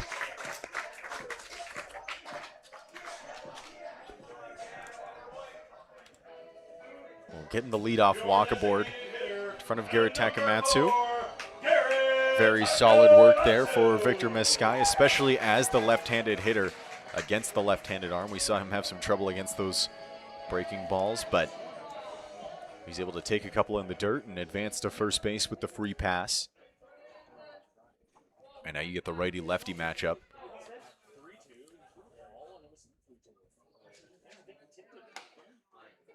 Get a little ball trade-off here. So that'll bring up, like you said, Garrett Takamatsu, the man who has the offense here tonight. And Takamatsu had his walk-up song as Murder on the Dance Floor, which is 10 out of 10 as he watches that one go by for strike 1. I remember when he was back on the Maple Leafs, he had Who You Foolin' by Gunna. It was the intro, and, you know, it was like it was a harp, I believe, that was playing on the intro, and it just worked so perfectly. I will always remember that song as Takamatsu's walk-up song when he was with the Maple Leafs. Let's go Royals. I think he watched Saltburn, and that's when he made the switch. I know I know Murder on the Dance Floor got a huge popularity boost after Saltburn came out. 0-2 is the count. Here's the pitch. Tack lifts this one to center field. Deep, but it looks like Bernie has a beat on it, and he will make the grab. So it's a fly out to center field for Garrett Takamatsu. Now Nathan/Nathaniel Ochoa comes up for his at-bat. He made a heck of a play to end that last frame for the majors with that beautiful throw from third base. It was kind of an awkward play. You had Trent Lenahan running right in front of him trying to advance from second to third, but he was able to pick it. And we talked about the advantages and disadvantages of being a very tall baseball player. And we saw one of the real advantages, just an absolute hose of an arm and a great throw with a lot of velocity over to first base to gun down the runner. Again, he was in the Washington Nationals farm system. He was playing with Fredericksburg and A-ball, and this is going to be his first hit of his CBL career, rounding first on his way to second. And now you've got two runners in scoring position, and it looks like that could be the end of the night for Cecilio Pimentel. We're going to have a meeting at the mound here. Rube Chanderdat coming out here to talk with his starting pitcher. Again, Pimentel, it's been a fantastic night for that young man. But just to follow up the point on Ochoa, was drafted by the Washington Nationals in the 6th round of the 2022 MLB draft out of Notre Dame High School in Burlington, Ontario. So was drafted straight out of high school. And that's, you hear that about players in the States. You don't really hear players out of Canada being drafted out of high school. So it's a pretty impressive feat that it happened for him. And a 6th-round pick as well. I mean, it's pretty impressive stuff. I mean, it must have been, we don't have the stats in front of us, but it must have been a very, I mean, imagine what your stats would have to look like to get drafted in the 6th round out of a high school here in Ontario. I imagine that, you're talking about an average north of 500. His best year was in 2023, as a 19-year-old in rookie ball. He batted .290 in 28 games. Had 27 hits that year as well.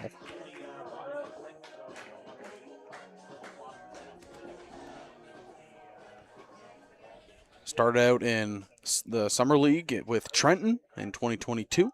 Played in the Florida Coast League in 2022 and 2023. And then went to A-Ball in 2024 and 25. Brings up J.D. and strike looking here for Williams, trying to just elevate a ball to the outfield. Yeah, these runs in a game that has been so deprived of offense, or at least actual runs scored. If they can get these runners on second and third to come home, it would just be so valuable. That's low in the dirt, 2-2. If you're playing Welland, bringing home a runner on second and third might not be worth much. But in a game like this, I mean, it could really be the difference between winning and losing if you're able to get these guys home. Here's the 2-2. Foul to the backstop there by J.D. And as much as people will say that this game might not be as big as the one tomorrow, this is still a really big ball game for the Guelph Royals. This is a London Majors team that's one of the hottest teams right now in the CBL. You're also possibly going to be trying to close the gap with them. You gain a game on Hamilton here tonight. Granted, though, Hamilton are playing here tonight, and they're up 7-1 against the Kitchener Panthers. And just all of those teams. As Williams swings through a high fastball for strike 3. All of those teams that are above them in the standings. It is just imperative for them to gain ground. There's so much variance in a one-game playoff that the Royals would be subjected to if they finish the regular season in the 4 or the 5 spot in the standings. And they just need to be pedal to the metal, doing anything they can to track down the teams ahead of them and avoid that play-in game. Well, the biggest thing here is they got this game against the London Majors, and then tomorrow night they play the Barrie Baycats, who sit 2.5 games ahead of them. As Ward pulls this down third base side, foul. Dino tried to make a nice little grab at it, but just slipped out of hand, you'll say. Barrie has a 19-10 record. With a win tonight, Guelph would advance to 18-13. It's kind of incredible, the chasm that is building between the playoff teams and the non-playoff teams here in the CBL this season. There is clearly two classes of team, and oh my goodness. That pops right out of the hand. Now, is that going to be a balk? And it will be. Wow. Oh my goodness. So again, I mean, that is something that you don't see often. The umps look like they're going to talk about it quickly. That was extremely weird. It really did just slip out of his hand on the release, and it went 90 degrees sideways towards first base. And yeah, the instinct immediately was to look for the balk. You could hear the fans here at Hastings Stadium asking for it, and eventually... Hey, man, take what you can get. I mean, that is a real oddity. Not something that you typically see, but like you mentioned, the Royals will take whatever they can get here, especially in a ball game like this. Yeah, I was just talking about how valuable getting these runs home would be, and to get it, in a situation like that is so fortuitous. This is a ground ball pulled to third, and it's going to be foul. So, again, this is just the ruling on it. So, A ball that slips out of the pitcher's hand depends on whether runners are on base, where the ball goes, and whether it wasn't an intended pitch or pickoff. So if it's a pitch to the plate and it does not cross the foul line with runners on base, if it slips and fails to cross the foul line, it is ruled a balk. All base runners will advance once. Wow, so oh my goodness. So if he had just gotten a little bit more velocity on it and he had got it over the baseline, it would have over the foul line, it would have been a ball. Although I imagine in that case, if he had gotten full velocity on it and he had just tossed it over towards the dugout, it would have been a wild pitch and the run would have scored anyway. So I think in almost any case, the run was going to score there. Yeah, count now 1-2 here to Matthew Ward. He's fouled off 2 down the right field side, and then he watched one in the dirt, and he also had the wild pitch called a balk, this time in the dirt as well. It counts 2-2. Yeah, it says if it crosses the foul line and there were runners on. Crazy new grip. Counts 2-2. Ward fouls this right off of Diolio, and I believe also the umpire. That one ricocheted off of like multiple people down there behind home plate.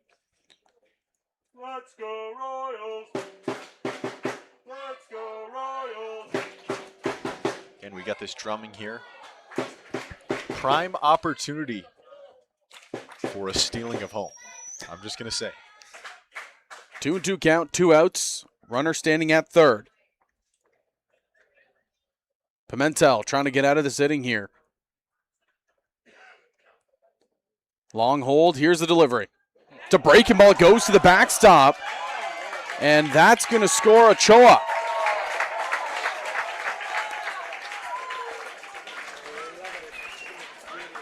My, oh my. I mean, this had been such a good start for Cecilio Pimentel.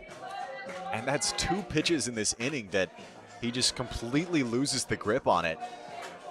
Obviously, the one earlier is ruled a balk because that one went really wrong. But on this last pitch, I mean, he loses it as it's coming out of his hand, and it flies way over the catcher's mitt.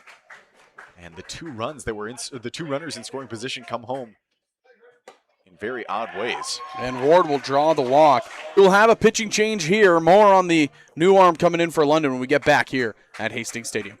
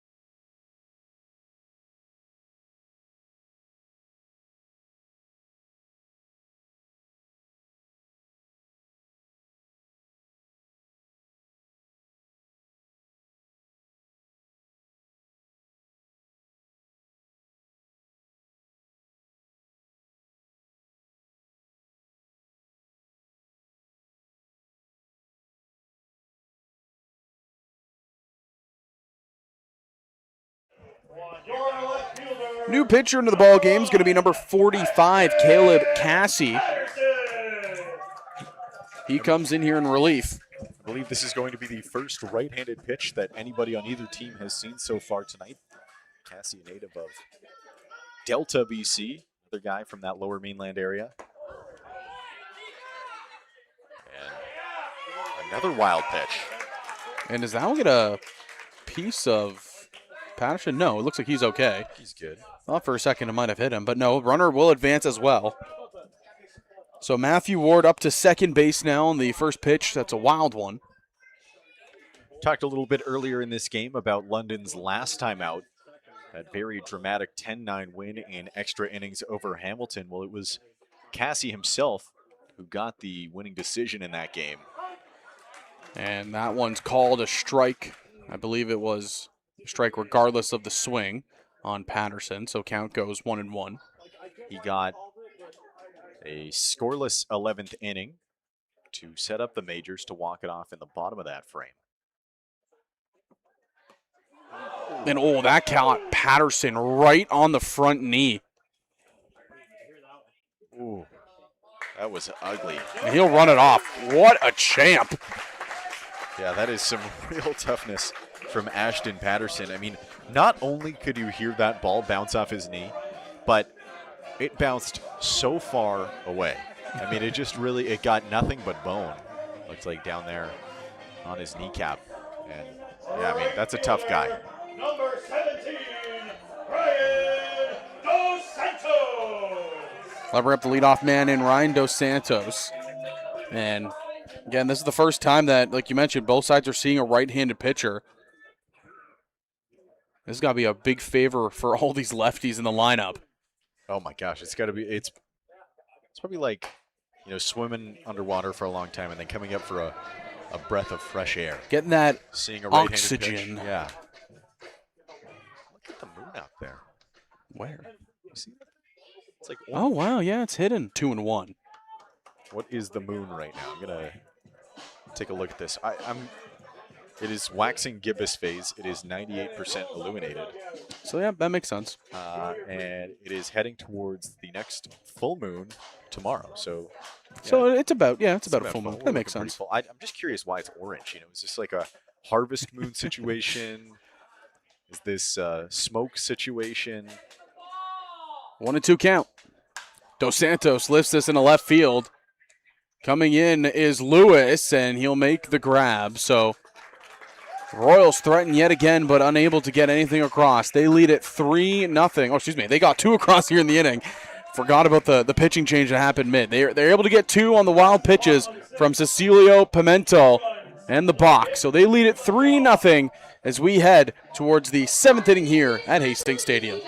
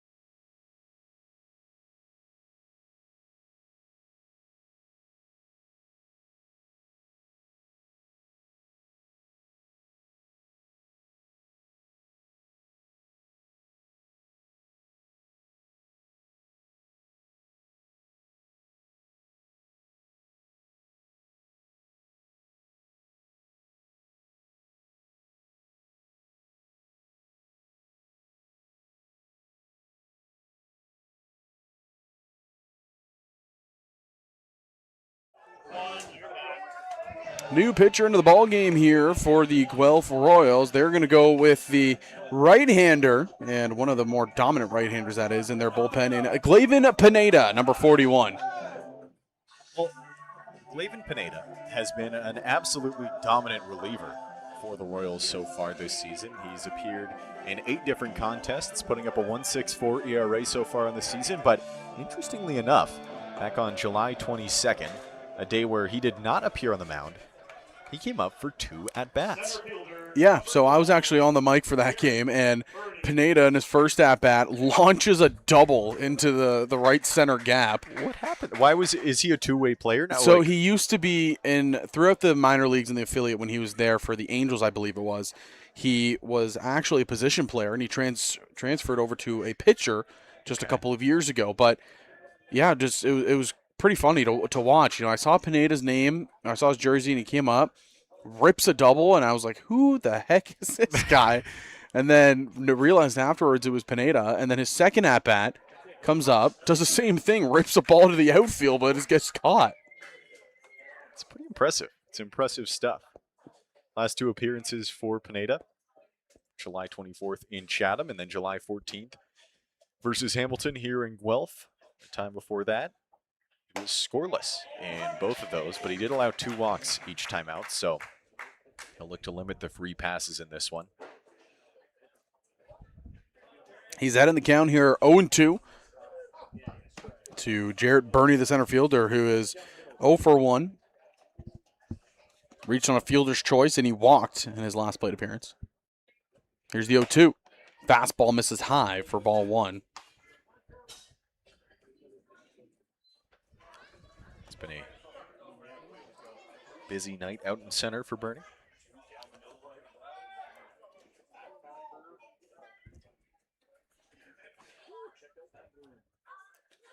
Ground ball, hit to second. Geraldo will take it on a hop, throw to first, in time for out number 1. See, the crowd here in Guelph is starting to realize how orange the moon is today. Well, the moon also just got a lot brighter than it did probably 10 minutes ago. Yeah, and so I decided to do some research. Why is the moon orange today? And it seems like it's probably a smoke situation. They just didn't tell you? Didn't give you the answer? I suppose not. Nobody went on the moon and, color dyed it orange? No, likely not. You can't rule it out, though. There's a guy, in like the DreamWorks intro? Yeah, exactly. There's a guy up there. If you ever watched the Smurf movie, they turned the moon blue. Just missing inside half, 2-0. There's a close pitch on the inside, but a nice take there by Dreyers. Going to get a board for the first time here tonight, 0 for 2. Grounded out to the first baseman his first time up, and then popped out to second. Pineda made quick work of the first batter. Trying to battle back here. He's behind 2-0. In there for strike 1. It's a similar pitch to the one that came before it, but this time he locates it a little bit more inside, and he's able to grab the call.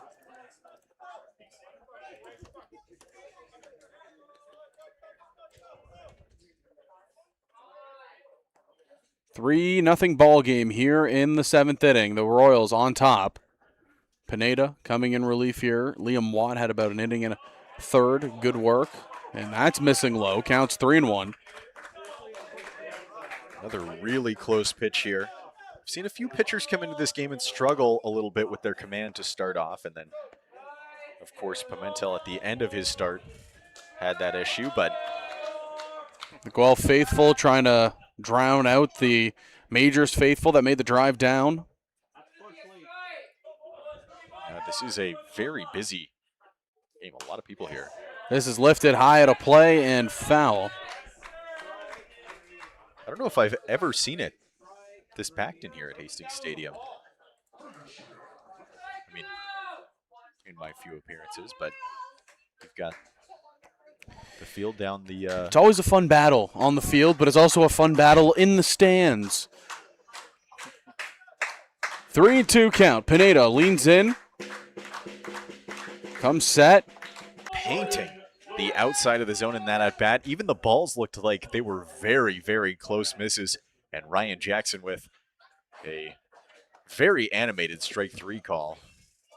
Dreyers was not too happy with the call. Had a few words for him behind home plate, but I don't know who got more, who got more animated there, the crowd or the umpire to make the call. The umpire was feeling very passionate about that decision, and who could blame him? This is Jordan Lewis now, and he's behind in the count 0-1, watching strike one go by. Again, we mentioned Pineda has been so good since being acquired. He's just become one of those trusted arms, trying to find people to bridge the gap to the big closer in Kevin Escorcia. Lethal off speed there by Pineda for strike 2. I'm going to go out on a limb here and say he's never allowed a hit with an orange moon in the sky. I can't verify that. If somebody pulls that stat, I will be so impressed. If somebody can find a video.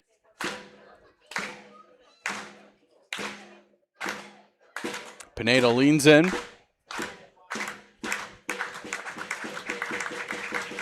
Gets his pitch, comes set. Here's the 1-2.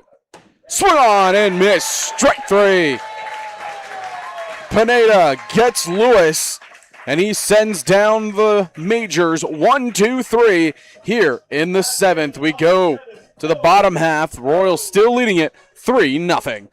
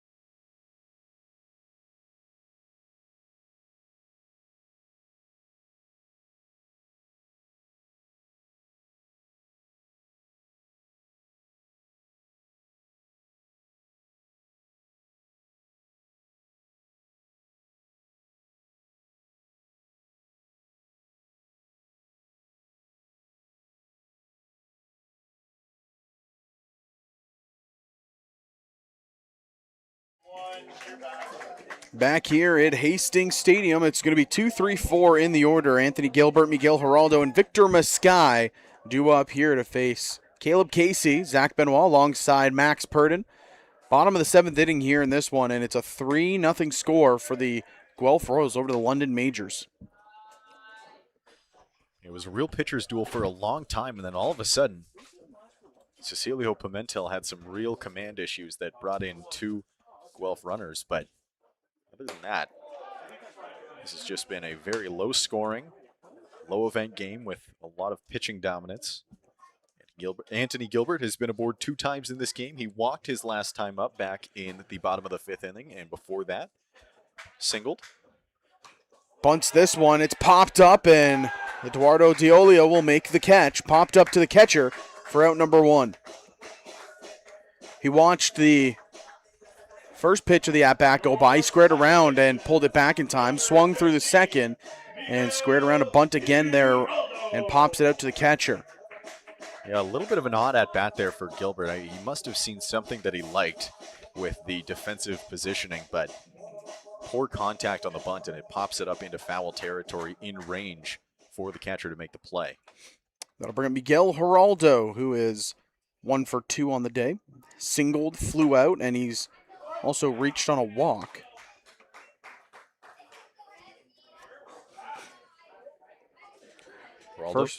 First pitch called a strike there on the outside half. It was a very odd carom off of the facing there. I couldn't tell where it was going to land, and then all of a sudden it was over by the on-deck circle. Here's the 1-2. In the dirt, counts evened up 2-2.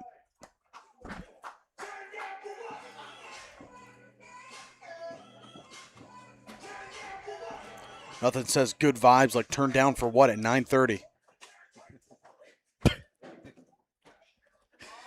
2-2 count now to Geraldo. Watches that one go by. And it's a full count now. Good eye on that off speed.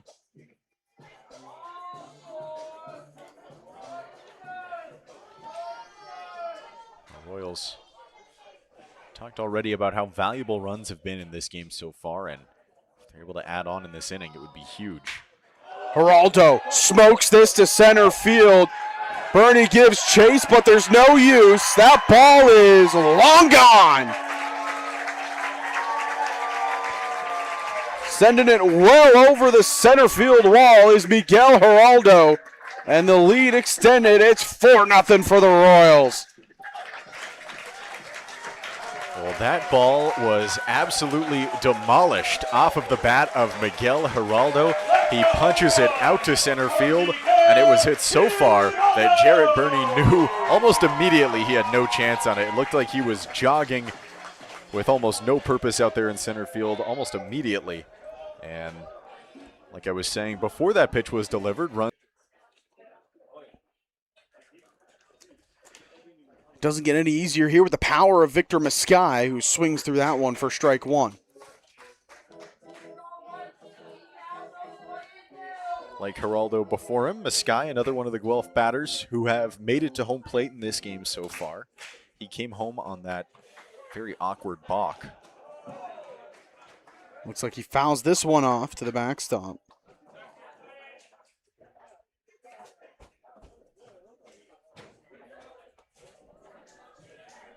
It really felt like that balk was kind of the turning point in this game. I mean, the pitching was so dominant up until that point. After that, the skill is really tipped in favor of the Royals as far as momentum goes. Time called here by the catcher, Dolio. So, yeah, it kind of feels like now Guelph, they've taken that firm grasp of the game, and especially that Miguel Geraldo home run, that was all the way onto the softball diamond. You can see a team kind of having a practice out there, had to watch out for a flying projectile. It is military night, as Mascai swings through that one for strike three.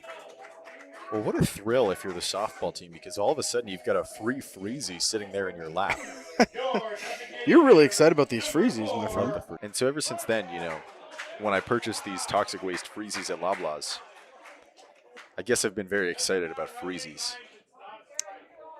It's a valid reasoning, my friend. Very valid reasoning. Tack lifts this one down the right field side, giving chase, and it's down. Garrett Takamatsu, 0-1 swinging, lifts a bloop down the right field line, and he's in there with a single. With the type of contact that Garrett Takamatsu made on that ball, there's not very many places in that outfield where that ball could have landed for a base hit, but he found one of them. Just hugging that first base line in a very awkward spot for the right fielder, Tucker Zadunik. Yeah, just tucks it right into that right field side. Tucks in front of Tucker. That one was low-hanging fruit, my friend. Sorry. That was low-hanging fruit. First pitch here to Nate Ochoa is inside for a ball. Of course. First extra base hit of the night in his last time up. Had that double, ended up coming home to score on a wild pitch. Swings through that, and that was an aggressive hack. Well, he's got his first base hit in the CBL. You can tell he's looking for his first home run. He wants to make an impact here in his first game. What do you think you can trade a guy's first home run in the CBL if you were a softball player? Not sure. That one goes by. Count goes 2-1. Well, first and foremost, you hope it doesn't hit you, so you don't have to, give him the medical bill. It's true. It's true.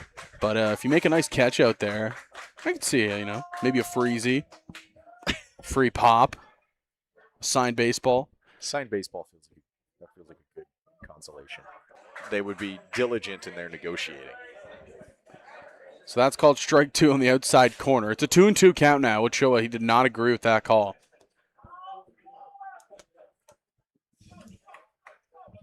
2-2 count. Casey trying to get out of it here. Ochoa smokes this to center field. Going back is Bernie, and he just missed it. Bernie makes the grab, and that will retire the side. Nate Ochoa puts another charge into it there. Just couldn't get enough of it to extend this lead further. The solo home run by Miguel Geraldo has us sitting 4-0 for the Guelph Royals over the London Majors. You're watching Royals TV.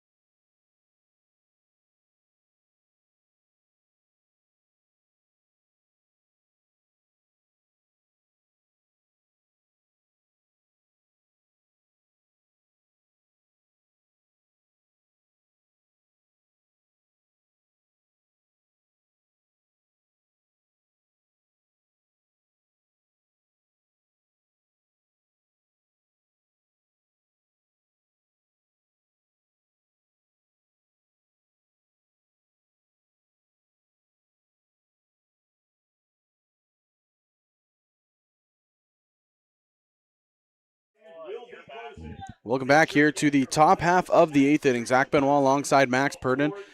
There was a very loud cheer once the name of the new pitcher got announced. It's Claudio Custodio, a Guelph Royals legend, a Guelph legend, I should say, here for the folks at Hastings Stadium.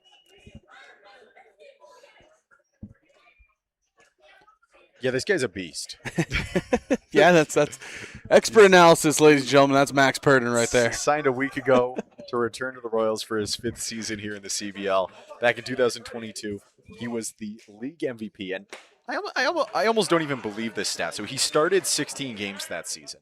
He appeared in 16, started all 16, and he pitched 120 innings. How's that even 120 across 16 starts? Yep. That is just ridiculous. I mean, so AGM Ryan Eakin, he was quoted in the article that announced his signing, saying this is the most exciting player to watch in this league. So I mean, we'll expect to see fireworks, a lot of strikeouts, and especially after such a dominant stretch in Venezuela for the summer, a 1.82 ERA with 31 strikeouts in just under 30 innings there. So I mean, yeah, this is as good as it gets as far as pitchers go in the CBL. And this is a first pitch swinging, 2-1 count swinging here for Escato, and he'll reach on a single down the right field line. Right fielder, number 27, Tucker Jr. So you hype him up and everything, and then a single happens. I'm so sorry. But no, the numbers really back it up for Claudio Custodio. He has been a terrific arm in the CBL his entirety with the Guelph Royals. And I remember back in that 2022 season, I mean, he was just untouchable. It's an average of, to go 120 innings across 16 starts, that's an average of 7.5 innings per start. It's just unheard of. It's so good. Yeah, he was he is a terrific arm, and I know the Royals front office was super excited to have him coming back here. There was so much talk as this is fouled right off, and count run now 0-2. Again, a lot of hype around this Royals squad this year. They started off the year not where they wanted, 0-5. They bounced back nicely, went on a nice little win streak. The last 10, they've gone 5-5, trying to find their footing again. There was a time where for about 2 weeks, maybe 3, they looked like the best team in the league and nobody was going to catch them after they had that slow start. They appealed down the check swing and he did not go around, and it's 1-2. There's just been so many key additions to this Guelph lineup throughout the year. So many Really sharp moves made by this Guelph front office, and just perfect players to augment what is already a pretty solid lineup into, what really should be a true contender here at the top of the CBL. And he got him. Claudio gets Zadunik chasing low and away for strike 3. So that's a big out number 1, and it brings up Christian Inoa. Second baseman, number 14, Christian. Well, it's no surprise that Custodio gets this part of the order, of course. The top 3 of the majors was guaranteed to come up in this frame. Likely the top arm to come out of this Guelph bullpen in a very high leverage spot.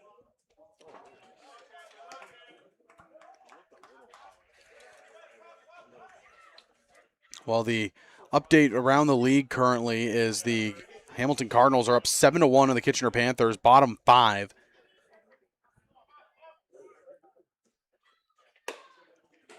Back in that 2022 season, where Custodio put up those 120 innings pitched, he set a single season strikeout record in the CBL with 196.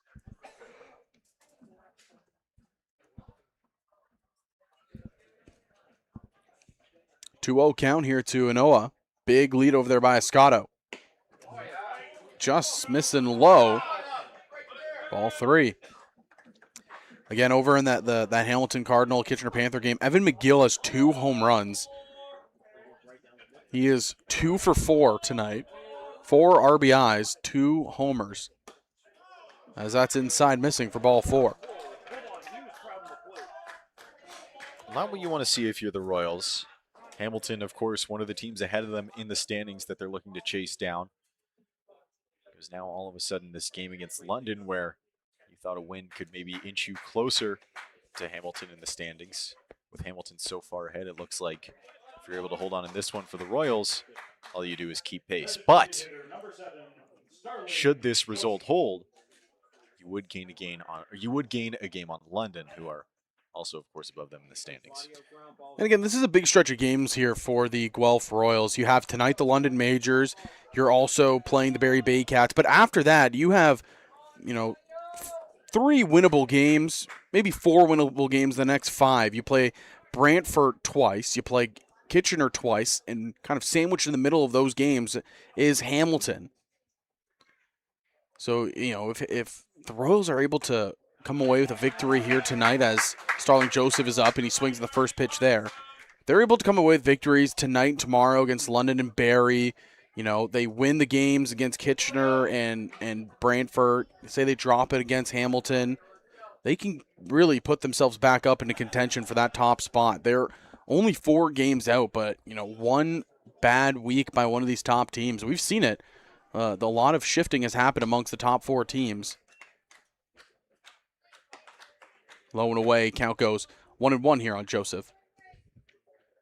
Yeah, I mean, all it would take is a team like Barrie or London or Welland, if they were to reach a part of their schedule where they're facing more of those upper echelon teams than not.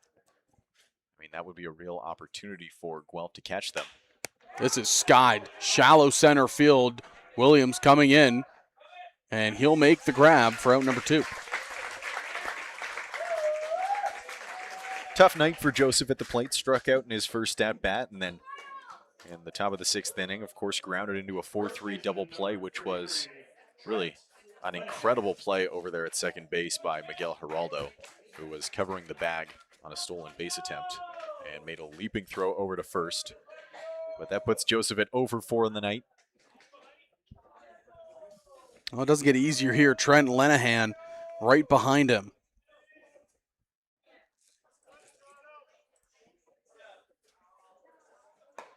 Breaking ball misses high and in for ball 1. Just not quite enough break on that one to get back into the strike zone.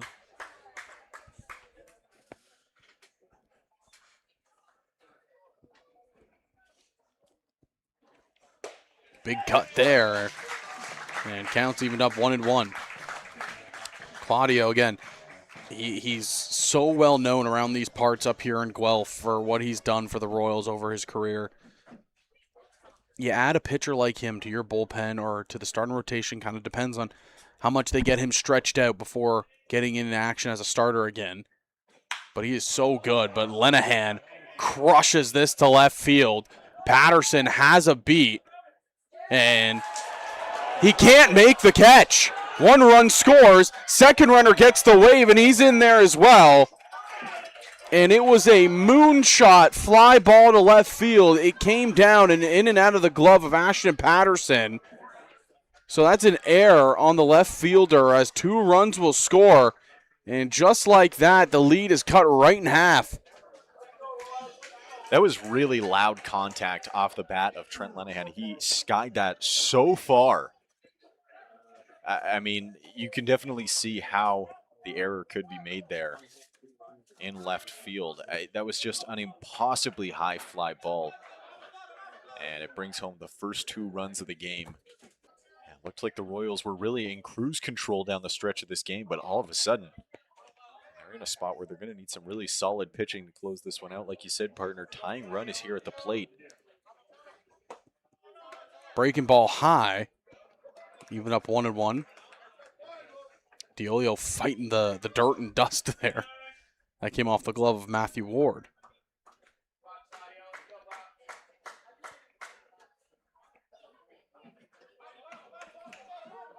One and one. Runner at first. Here's the pitch from Custodio as this is lifted into left center field. Williams coming on, and he'll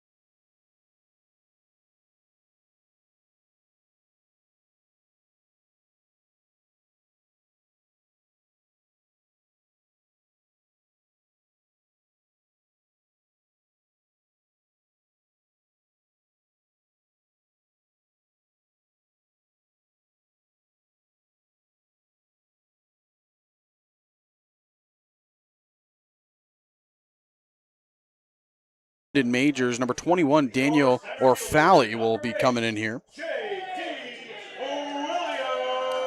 All of a sudden, the Royals batters are in a spot where insurance runs would be very much appreciated by the pitching staff after that error out in left field brings home 2 for the majors. Oh, Healthy hack to start off here for J.D. Williams. a bit of an awkward swing there. One was really high and in and tried to compensate for that and ended up in a bit of an odd spot in his follow-through. Goes after another high one there, and he's behind the count 0-2. Looks to the heavens. Feels like he probably just missed. He wants those high pitches. He is really hunting those high pitches. Orfali, he's only appeared in 1 game so far. 2 innings, faced 4 hitters, or excuse me, faced, I can't see how many batters he faced, excuse me. 9 batters faced, and he only gave up 4 hits, 1 strikeout. Didn't walk anybody, and no earned runs yet for the 21-year-old out of White Rock, British Columbia. They have White Rock, I'm telling you. 1-2 count on Williams, and he goes after the breaking ball at the top of the zone for strike 3. You know what it is? Maybe the reason why the momentum is swayed a little bit is because the moon is now behind the clouds. But that was another high pitch that J.D. Williams chased after. He was hunting those pitches all at bat, and that was all Orfali was giving him, and it ends up going the way of Orfali on that one.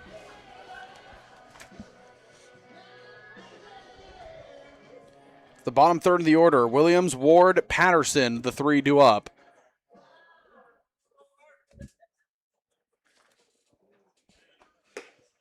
That misses high, counts 1-0 on Ward. Ward reached base his last time up, picked up a walk, and then advanced to second on a wild pitch.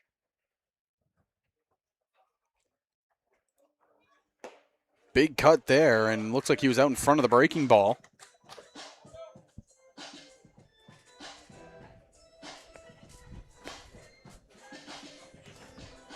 Ashton Patterson over there in the on-deck circle after taking that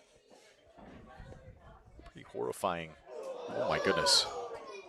And that was a breaking ball that did not break. Ward just got out of the way. Well, Don't think he saw it out of the hand. I was just going to say that Ashton Patterson, who's in the on-deck circle, took that really ugly-looking hit by pitch in his last at-bat. Then Matthew Ward almost meets the same fate. He's got to make a really acrobatic play to get out of the way of that baseball. And now his entire right side is covered in dirt. Yeah, it's going to be laundry day at the Ward household. For sure. Mama Ward not going to be happy about that one. That wasn't supposed to happen at the end. Take a second to reboot. Got to get the spray, get stains out. Works on baseball pants. Believe me. 1-2 count. Watch that one go by high, 3-1. I think it's called shout. Yeah, I think that's what it's called. I believe you're right, yeah. Good stuff. It works. I've never used it for baseball stuff. It works for baseball pants, surprisingly. High and inside, and Ward will work the walk.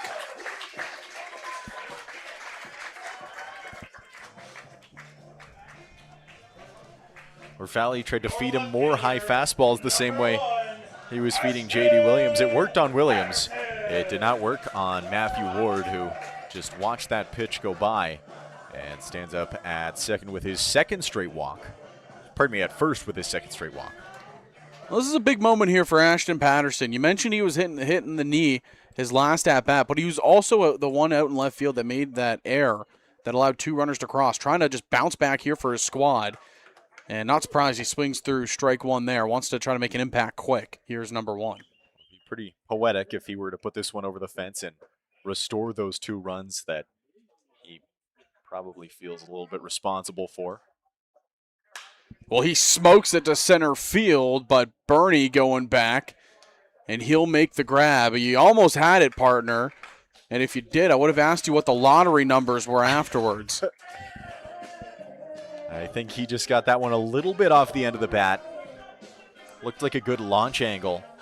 And it's a little bit hard to tell what the distance is, you know, with all the lights out there in center field, but just not quite enough exit velocity to lift it over the fence, and it dies healthy way in front of the warning track. So this is Ryan Dos Santos back up to bat.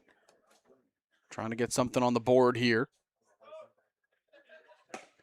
Watches the first one go by for a strike on the inside half.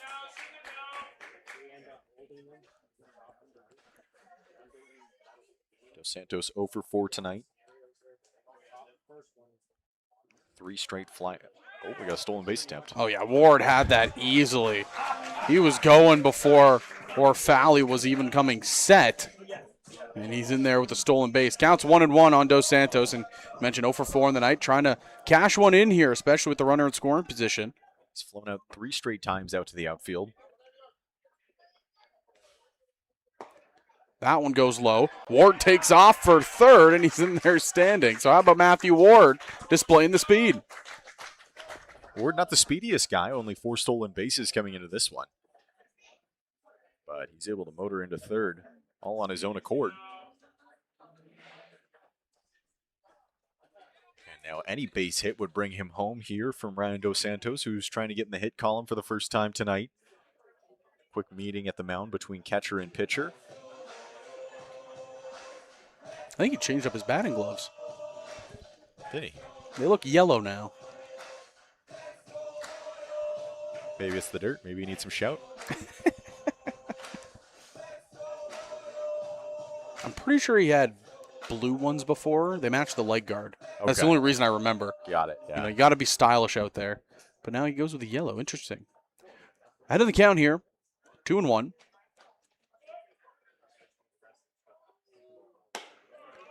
Called strike 2 on the outside half.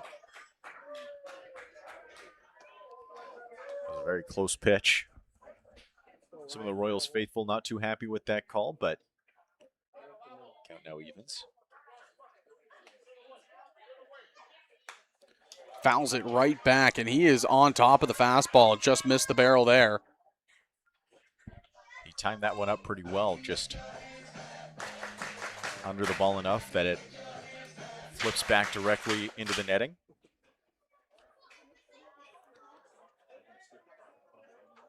Here's the 2-2.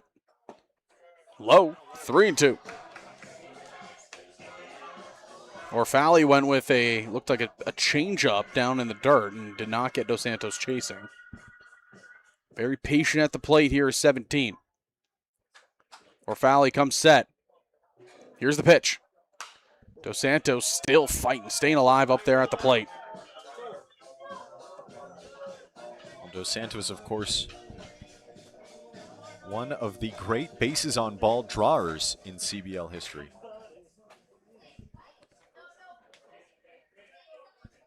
Very familiar count for him, 3-2. Here's the pitch from Orfali. High in the zone, and you said it. He's one of the best, and he draws a walk here in the ninth. Or excuse me, in the eighth.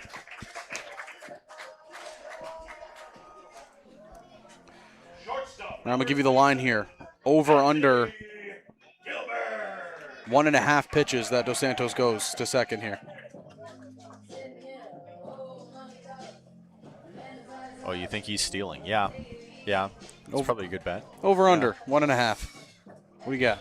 I'm going to go under. I think they'll give it to under? him. I think there's going to be sort of like a gentleman's agreement. You know, you can have second in You can this take spot. it. You're fast. Yeah. Because you don't want to be susceptible to the double steal. Yeah, there it is. Oh, They throw down. They got him. Wow. my goodness. Picture perfect throw by Eduardo Deolio. And any other way, Dos Santos has that bag swipe, but that was just a perfect throw. No And that- gentleman's agreement. Yeah, that will retire the side. So we head to the ninth. It's a 2-run lead. And they turn to the lefty, Kevin Escorcia. He's coming in here for the ninth.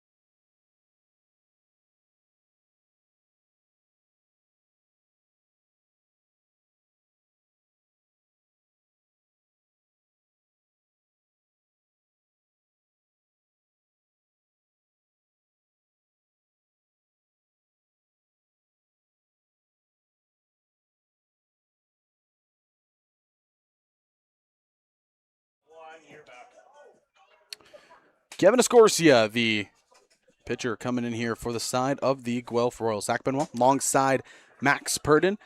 And Scorsia looking for save number 5 on the year, 4 so far. He's pitched in 18 games, 19 innings worked. ERA sitting at 5.21. But he's been solid so far. Last time he gave up a run was July 7th against the Welland Jackfish. Other than that, it's been 4 straight scoreless appearances for Kevin Escorcia. Yeah, that ERA certainly does not tell the story with Escorcia. Like you said, 4 straight scoreless appearances. And he had a couple of saves back on July 14th against Hamilton, and then July 10th in London against these very same majors. This is lifted down the right field side, and quickly behind here, 0-2. Back on July 24th in Chatham, he struck out 3 in a row for a perfect inning. So a guy who's really in form right now. Obviously, the season numbers don't look great, but he's on a roll. And that goes right off the back foot of Jared Burney. So the leadoff man here will get on.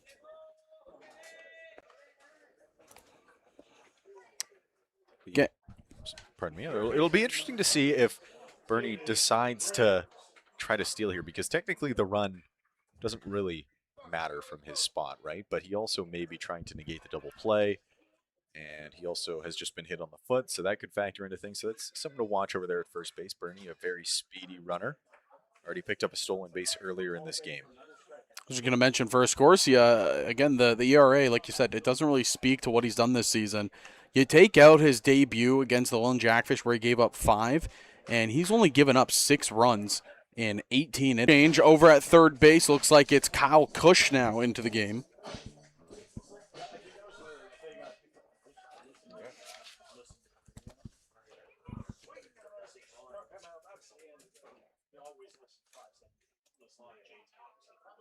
Here's the 1-1.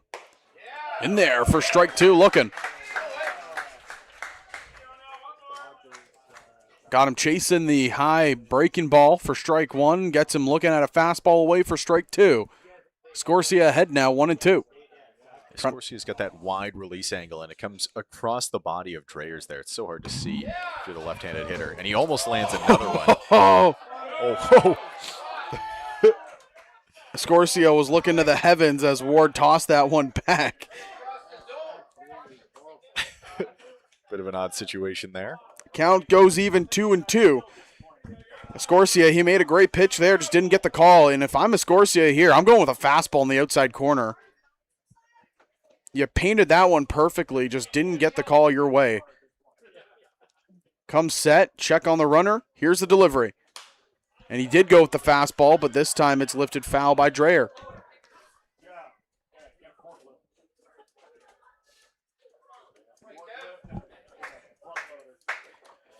Well, this bottom third of the majors order has been held hitless tonight. Dreyers is among that. Here's 2-2. Got him. Went back to the well with the breaking ball, and he gets Dreyer swinging through it.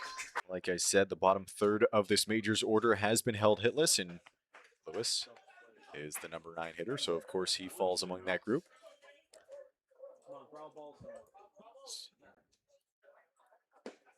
First pitch misses low for a ball, and this is the guy you want to get rolled over on a ground ball. You have Michael Escato looming on deck, and we all know how dangerous Escato has been all season long. You do not want to give him a chance to tie this game up or possibly take a lead. This is a bouncer. Gilbert to second for 1, over to first, and it's not going to be in time. Can Ward get there? No, it's going to go out of play, and Lewis will be given second base, but they do get the lead runner. And there's 2 outs now with the leadoff man, Michael Escato, coming to the plate.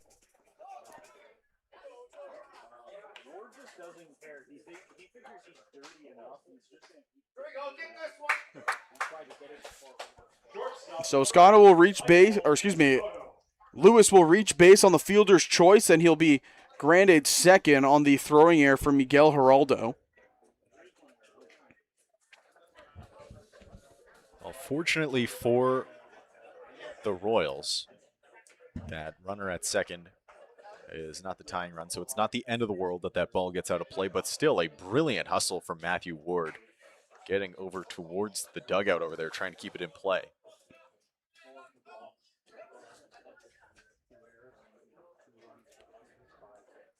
Scotto singled a couple of times in this one as he stares down a wicked breaking ball.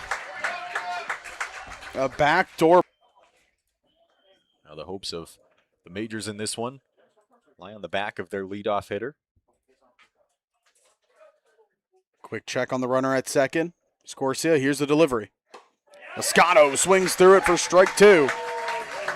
London Majors down to their final strike of the evening.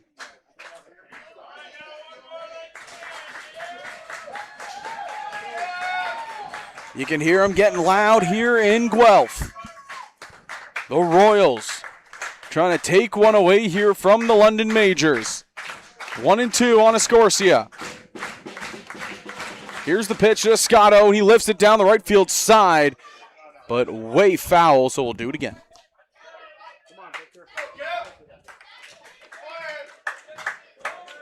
More noise to be made. Escorcia looking for save number 5 on the season.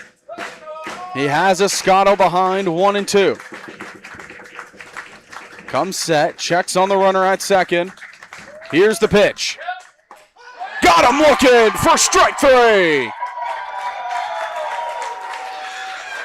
That's the ball game. 4-2 Royals in 9. Well, it started with an awesome performance from Elvin Liriano, who goes 5 scoreless. The Royals bullpen takes it the rest of the way. The only 2 Majors runs on this game came by way of an error, which means no earned runs allowed by this Royals. The loss, and Kevin Escorcia will get the save. The London Majors will drop to 21-11, and the Guelph Royals will improve to 18-13 on the year. That'll do it from all of us here in the broadcast booth. From Zach Benoit alongside Max Purdon, we thank you, and we hope you have a fantastic rest of your evening.